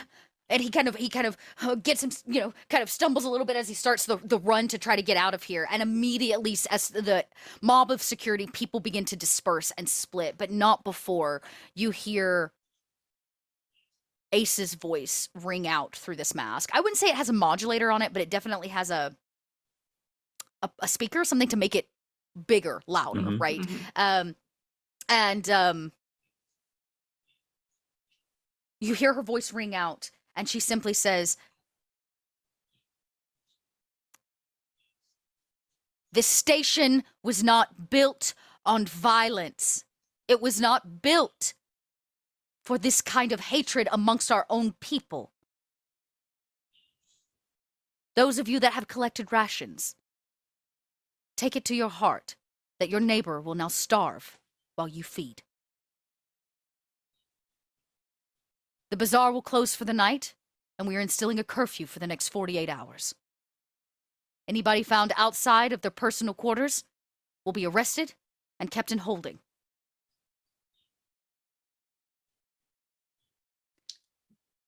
What's the effect that this has? Some people put their food back. Some people come and like kind of remove it from where they were hiding it and drop it back in the empty crate that's kind of on its side still. A lot of people have already gone, but Yeah. hear her. Security kind of finishes cleaning it up, starts pushing people to their quarters for the mandatory quarantine that has now happened. And from across this kind of open circular space, you can see the leader look at the both of you. You can't see her eyes or her face, but if you I give a could, she'd be little- telling you to get the fuck out of here. Yeah. I give a little thumbs up. Oh, Vance, The I'm gonna have bazaar to teach falls silent. you. Yeah. Pick your battles. That was not one to battle. That's all I'm gonna say. I know you have your heart in a good place, but you would have gotten trampled or killed. Like that You're guard. not wrong. You're not wrong. All right. Can we stop by Ace's room one more time? Yeah, sure. We head over there before we. I guess we'd We're be gonna back getting on ready that to ship. go. Yeah, you backtrack. You know that her quarters are they look like everybody else's, but they are kept secret, right? Mhm. Nobody needs to know that this is her quarters. And as you pass by, the door is locked, but you would have either some kind of access code or like the code to the mailbox, right? Or like thing you could drop something in or leave something. Yeah, that's fine. I drop in her mailbox. Well, do I have the key to or the code to her room or no? Yeah, sure. I'd say Okay. you have the code to her room. Sure. You didn't know that, Ren. I just pop in like nothing's wrong and go in, and if she has some way to store food, a fridge or whatever, I put the extra noodles in there, and I leave her a note saying, thanks for the tape. I'm gonna pick up some music on our trip. When we come back, maybe we can listen to our songs together. And then Very cute. Noodles, note, clean dishes, made Yeah. bed. The sign that Vince has and been then, here. Then I go Not back and girlfriend. I also write an addendum and say, good job with the mob. P.S. Good job with Yeah. the mom. Yes. Yeah. Good job being a leader. Yeah, good The job. lights go out as the door closes behind you. You hear that nice little airlock sound again, and the light turns red as you put the code in and lock it back. And the two of you are able to make your way to your vessel if there are no other stops that you'd like to make here. I say to Rin, look, she's a girl and she's my friend. Girlfriend. It's fine. Yes, but not what. Mm-hmm. I don't know who you were trying to convince, because it ain't me, and you are in denial, is what they would say. You've It's never heard of fine. such a place. It's fine. I won't bring it up again if you're uncomfortable about it. No, you can. It's fine. I'm You not want me to uncomfortable. It's encourage you? just Would that help you? it's not what it. I mean, sure, yeah, but like They're just friends. like nothing's happened. We're You just want some. If you want some advice on how to court a lady, you could let me know. please. Well, I can't tell if you're being sarcastic. No, I'm serious. Oh, okay. Yeah, you should just first off tell her that you like her, like her, not just friends like her. I don't know. What'd she give you other than this? Was that the tape? That was it? Nothing else? Yeah, no. Okay. Well, you give her a gift, and then they gift exchanging, and before you know, I mean, that's a good. I'm that's a just good Rin, I'm not saying I had the best childhood, age 11, attacked by space beast and my entire colony and my parents are dead, and Right. not a fairy tale, but or some fairy tales actually. All right, I've heard like the German ones are pretty, the old anyway. But she was like on a ship like her whole life. And don't you think that kind of, I don't know. I feel like in some ways I'm still a kid, and I feel like in some ways she's also still a kid. And I Okay, think I'm just, Yeah, I get it. You're trying to be respectful and not, put any pressure on her. What I'm going to say though is, anything can happen at any moment. And would you not regret not being able to say something to her if something were to happen? Yeah. Okay. Take it from somebody who did not outright tell their feelings to somebody. Well, they're still alive technically, but we basically never see each other unless there's like ultra crisis mode. So Was that passed up that life. was that Enzo? Yeah. Could have been different. It wasn't. Still can? Nah, we're too old for that. No. You do know how old I am. I'm at least in my 60s. I've already lost track That's of my time. What you're saying at 60 you just like crumple up and die? Look at Barden. No, it's just that I don't want to think about was that. getting so lucky. Hey, and he was like, hey, the sign, no yoga. okay, fine. Not even just look, I don't want to remember either. I have nightmares about that shit. I know, I hear you screaming about it sometimes. Look, I know that like I'm young and this soul thing and Ace and all that, but I don't know. You should have that too. Not that either of us need it, but No, we don't need it.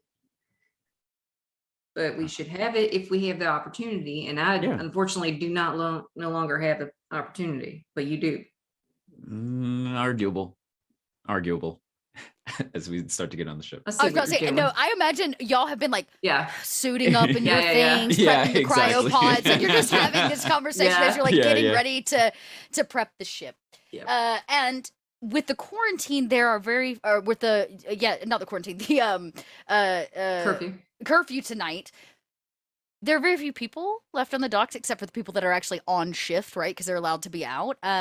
You've been refueled, restocked where you needed to be, but you're of course now without the mass amount of crates and stuff that you brought back. I need a piloting roll. Okay. Oh my gosh. Pilot.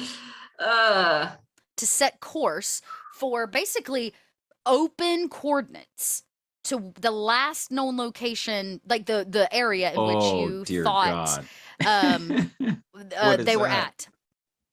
That That's a lot of dice too. That is a lot of dice. That's no successes. That is the black void of space right there. Remember, you can always push a roll. That's true. To re-roll it, but you have to take stress for every push. Yeah, okay. Well, might as well. We're a little stressed. Yeah, that's true. There was a little bit of a mob. Yeah, so you mark the stress first, and then you just re-roll the roll. Okay. Piloting. Come on. You're gonna get one at least. Oh, there you go. Two. Even better. Okay. You begin the process of trying to put in the coordinates. And you do. No problem. You remember the last known coordinates. And then you stop. And you think about Barden and Kitchens and where they might actually park this freighter in this area. And your second success will let you pin in a little bit faster on them and know that they would probably be like non-star side of the planet in which they're hiding, right? So they're hiding in the shadow of the planet, these kinds of things. So you know exactly which side you need to come on, so you might not be noticed because you are coming into a busy system. Right? This station is, though not run by any one particular group, these stations like this anchor point station was actually, these anchor point stations are created to avoid what was happening to the other stations that were disappearing. These stations are touch points on the outer rim so that things can't just disappear. Or stations can't just go dark. So this is a travel through. It's a trade port. It's a travel station. Short layovers, but not a lot of like full-time people that live there, but a lot of traffic. And you're gonna cut your travel distance down a little bit because you rolled 2. Okay. Sweet. The camera. As you pull out of the dock, you get things ready, and you hear those cryopods close and seal you in, and the two of you drift off into that lovely sleep that you're so used to at this point. with the safety of knowing Rin's going to get you exactly where you got to go. Yeah. Our camera will cut here at the end of our session to this freighter, a trash freighter that had some augmentations and things, but we'll talk about those next week. I don't want to spoil anything before Bub's return. Tell me, Mike, when Barden has the freighter to himself, what does he do? Yoga. Naked. Now, Dot, we discussed previously in our session 0, and if you guys want access to that, it's over on the Patreon. That we have people living on this freighter right now, right? So technically, he doesn't have it to himself, but I guess that's true. There is a bay, a medical and science bay that are conjoined, and in those, you know that one scene from Risky Business? Everybody knows that scene, Mike. Now picture Barden. Oh, I don't want to. Wait, is that the one with Tom Cruise? That's the one with Tom Yeah, Cruise, like yeah, yeah, socks. yeah. He's totally Oh. like shirt cocking. Yep. Yeah. God.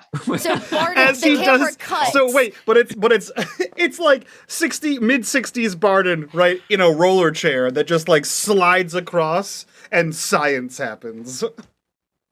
And science happens. And science happens. You're welcome, everyone. Welcome to What's season the 3. cancel stream button? The camera cuts, and you see this elderly man slide into frame. Socks, I imagine, not matching. Oh, of course not. What it is, so like, I don't know if you, so Barden wears a jumpsuit, right? And so I don't know if you ever worn a jumpsuit, but it's basically socks, underwear, shirt, jumpsuit. Jumpsuit. So without anyone here to watch him, namely Kitchens, because that could get weird, he just has the jumpsuit off. So it's just socks, boxers, and white t-shirt. Oh, God. As he slides across the roller chair. Yeah, Winnie the Pooh comes across the screen is what I imagine, because, you know, you're not wearing any pants, and you, like, slide into screen, and I imagine we see you in this science lab. Now, there's a lot of new experiments that have gone on. The science lab has expanded in its activity over the last 2 years. Again, not trying to spoil too much before Kitchen's return. Do you do things in the science lab, or do you just risky business? I mean, let's be clear, Dot. Everything he does in the science lab is risky business. There we go. Oh, God. So yeah, I think there is like a removed wall, right? Like an open concept between the med bay where Kitchens mostly does his things and the science lab where Barden does his things. And Barden has one of those like the clear whiteboards with sticky notes all over it. And there's like the pieces of David all over there, like a weird Vitruvian man. Just chilling. And he is like running things on a program while he's like, I don't know, singing some song from 60 years ago. As he like slides across and he like plugs something into David and slides back across, and you know, it's one of those when the farmer's away, the chickens will play, or whatever the hell it is, you know, when Kitchens isn't around, when Kitchens isn't around, no one can tell Barden no, which in itself is a terrible statement to say. You know, I if imagine Kitchens that- is in charge. Yeah, I imagine that Barden is not a totally unsafe person. You have at least your chemical gloves on. I mean, right now, no. No, not even chemical gloves? No. Okay, well, it's worse than we thought. Yeah. And as you are risky businessing around this space, Kitchens has been gone for about 24 hours, which you knew was going to be the turnaround, probably for this, because he had to hunt down Desta. It could be longer. You were told to wait until he returned. And there are other people on the ship, though it's been relative. This is a massive freighter. And so you can go days without seeing, especially those that live in the bowels of the ship that tend for the reactor. And we know this person and this family. Jake returns. Jake, unlike the rest of the colonists, decided he and his family would live on board the freighter. And they are in the bowels of the ship. In addition, you had one other person on board, and I can't remember what I said they were. Oh, he's like he's a mechanic, right? He's also a mechanic, but you know, pretty standard stuff. And then you hear a voice come over the intercom. the voice of the kind of altered mother system that's on board. Barden, I do not mean to interrupt your scientific activities, but I must report that there is a vessel incoming. It has pinged our location. Whoa, Geppetto, this is privacy time, okay? I know that you have eyes and ears everywhere. I know that Ace did a little voodoo magic on you, but it's privacy time, okay? The blast shields are up, okay? Who's on the vessel? What's their name? What's their call sign? What color are the pants? Currently, I do not know. It seems that all communication has not been returned, but they are on track to be to us within 10 minutes' time. What do you do here if you don't know? Can you find out? Can you do your little? I am a computer running system. Yeah, no, I get. That does not have an ocular system in which I can see you in your private times. It was a rhetorical question. Rhetorical questions. Oh my goodness! So I don't need a definition. Okay, could you please look out into space with your space vision and tell me who the ship is and what they're doing here and what their call sign is or what's painted on the side of it or something. Send out your beep boops and figure it out. Please, report back. Passing you through to comms. Thanks. Not what I said. I gotta have Ace read This running system's like, I can't do any of the I can't look, I can't see, I can't do any of the things that you want me Figure to. it out, I'm lady. patching you through. Great, thank you and so you much. hear a little bit of static. And no matter what you say, which I'm interested to know what Barden says when the comms come through. I think it would be like the static is, oh, hello. It appears to me that you are approaching my ship. This is my house. What are you doing? Who are you? Hey, why are you here? There is no response. Do you actually attempt to see it with your own eyes? Pretty rude, I think, if you know hello. Wait, boop. No, okay. All right, fine. Geppetto, could you blast shields down just on the starboard wing over here in the med/science lab? Please open the blinds, if you could. Thank you so much. Blast shields Thank you. Okay. that we do not have are now down. Great. Thank you so much. And he gets out of the chair and walks You his get up, way you over kind of there. have to go kind of down. There is a strip that has kind of a large window that looks out. And as you look out, you see a very tiny vessel. It's kind of floating directly towards you. A vessel that you know. What did we name your ship? What did we name the Star Cub? Oh. I don't Did we know. name We it? have to Did you decide. Oh, name I it? don't think we ever Okay. decided exactly on a name. It is Let's. it is not labeled. It does not have Oh, any it was kind of it was either pie in the sky or Yeah. pizza, or something. special delivery. Special delivery. delivery. But nothing is painted on the side. But you know this vessel, at least the make and model of it. It is a Star Cub, and the only people that you know that own a Star Cub is Rin, and possibly Vince, as their ship kind of floats ever closer. It's just hey, Geppetto, you don't recognize that ship? That's one of our ships. It's we have it comes out here all the time. Every few months we see them. It's got Rin and the little guy. You know. You haven't figured that out yet? All identifiers for the vessel have been wiped clean.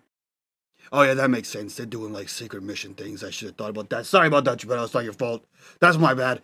I forgot about that. Apologizing to the AI system. You're fine. You're fine. I'm sorry that I didn't even take that out on you. It's a lot of stress down here. It's getting hot in the room with the things. Anyway, let them in. They can come right on the ship there. I gotta put some pants on. Hold on a second. Wait till I get the pants on. Opening Wait till I get the pants on. docking bay. Okay. I don't even have them on yet. Son of a bitch. And as the camera cuts onto the vessel, we see Rin and Vince lit in fairy lights as the ship kind of actually pulls in to this freighter. One of the large bays that used to hold probably old metal and scrap and junk and stuff has been totally cleared out at this point so that this vessel can pull right in and land. And as it does, you are met by the sight of Barden, but not Kitchens, as the gangway drops down and you can see Rin and Vince for the first time in almost 2 years. You can see that Barden is clearly zipping up from like the knee up the jumpsuit as he hops. As it gets stuck right around the belly button area. Won't fit any further than that. Wow, you look like garbage. You don't look like you've Which aged is a not day. surprising, given. I mean, to be fair, we live in a garbage truck, so Yeah. bang, bang, boom, it's the same thing. Mhm. Thanks, you look old. So Yeah, I feel old. great. Yeah, got a beard now. Everything. Oh, I was talking to her, but you look like a strapping young gentleman. How's your girlfriend? Oh. She's fine. She's doing her leader thing. Nice. Where's Kitchens? He's doing kitchen stuff. Cooking up some Oh no, sales product. he made so many drugs before he left. I know he took a little tiny ship and he I don't know, fucked off in space or something. Is I don't he know what still he's doing. looking? Oh, You Yeah, would know that. You would know that he went looking for Death Star. You Oh. trying not to tell them that? I mean, he assumes that that's where they understand. Yeah, sure. He's just being barred about it. Yeah, no, he's He's just fucked still, off into space trying to find. he's not back at all. I long mean, has he been gone? in general, he comes and goes. you know. He hasn't been gone. Yeah, Right. no. He just left like I don't know, like a Yeah, like he went out to go get 12 milk and parsecs cigarettes ago and or then something. never came back. Yeah, no, not like that. Oh. Desta, Yeah, I do not mean to interrupt your cordiality, great. but I must let you know. We have received a message. It is encrypted. It seems to be a call for help. Did you just receive this now? Yes, Oh, all right. Unencrypt it. decrypting. Great. Really been on the fritz that Geppetto. You gotta it's, get your girlfriend out here to tweak it a little bit. Sure. Invasive. Hopefully not. Yes, just wait for the decryption program to run. This could take. You guys Letter want to D. Oh, Message decrypted. It seems that Kitchens has sent us a message for help. oh, Oh, Oh shit. it's pretty important. hey, We gotta yeah, where we're on a where mission. to where? Where's the location? The nearby station. is it? I ask, or Anchor Point, right? Is it Anchor Point? Yes, the Anchor Point station is a few kilometers out.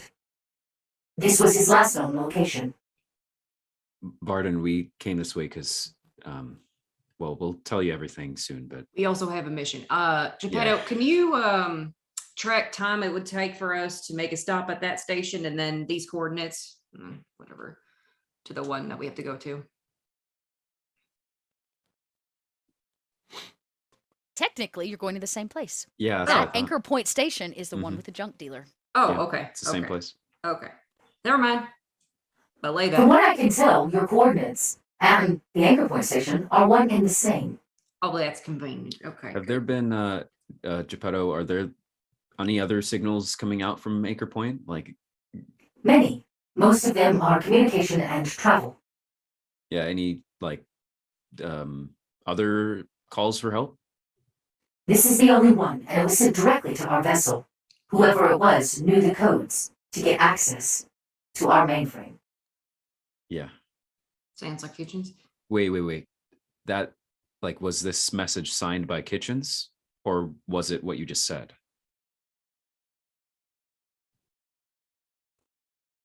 Sending transmission.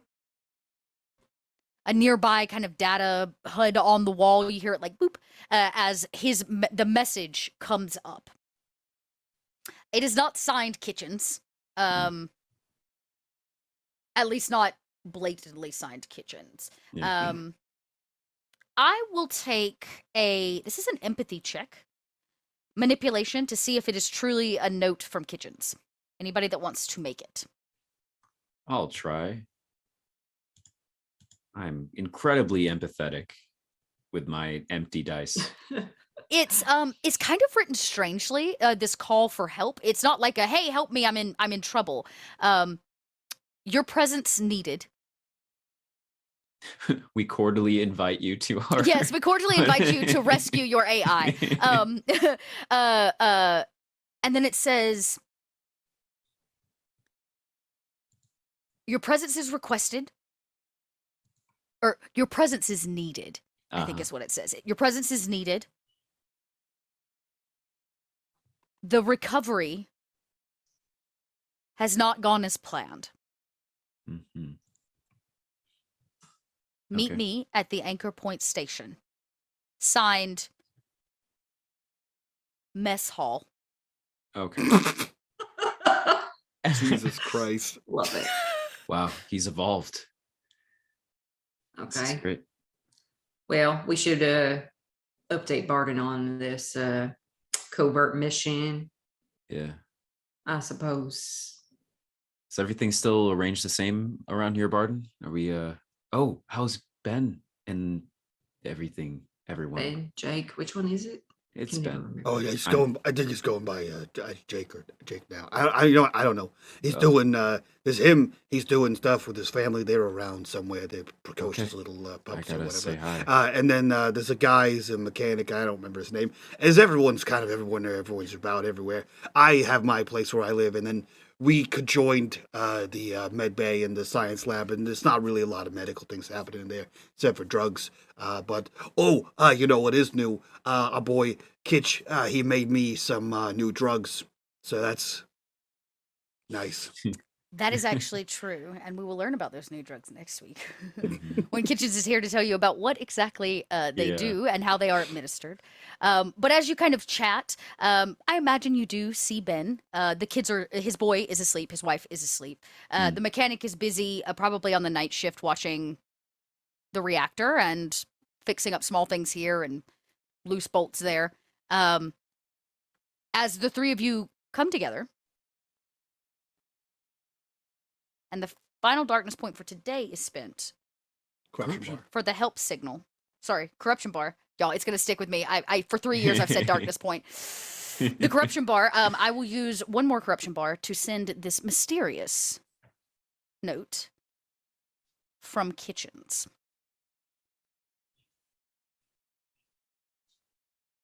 I'm going to get rid of it. All right, y'all. That's all we have time for tonight. I wish we could keep Hell going, yeah. but we can't. Wait, send Yeah. what mysterious note? What do you mean? The one you just The one got you from just got. Kitchens. Oh, okay. Oh. I use a corruption bar to send a mysterious mess hall note.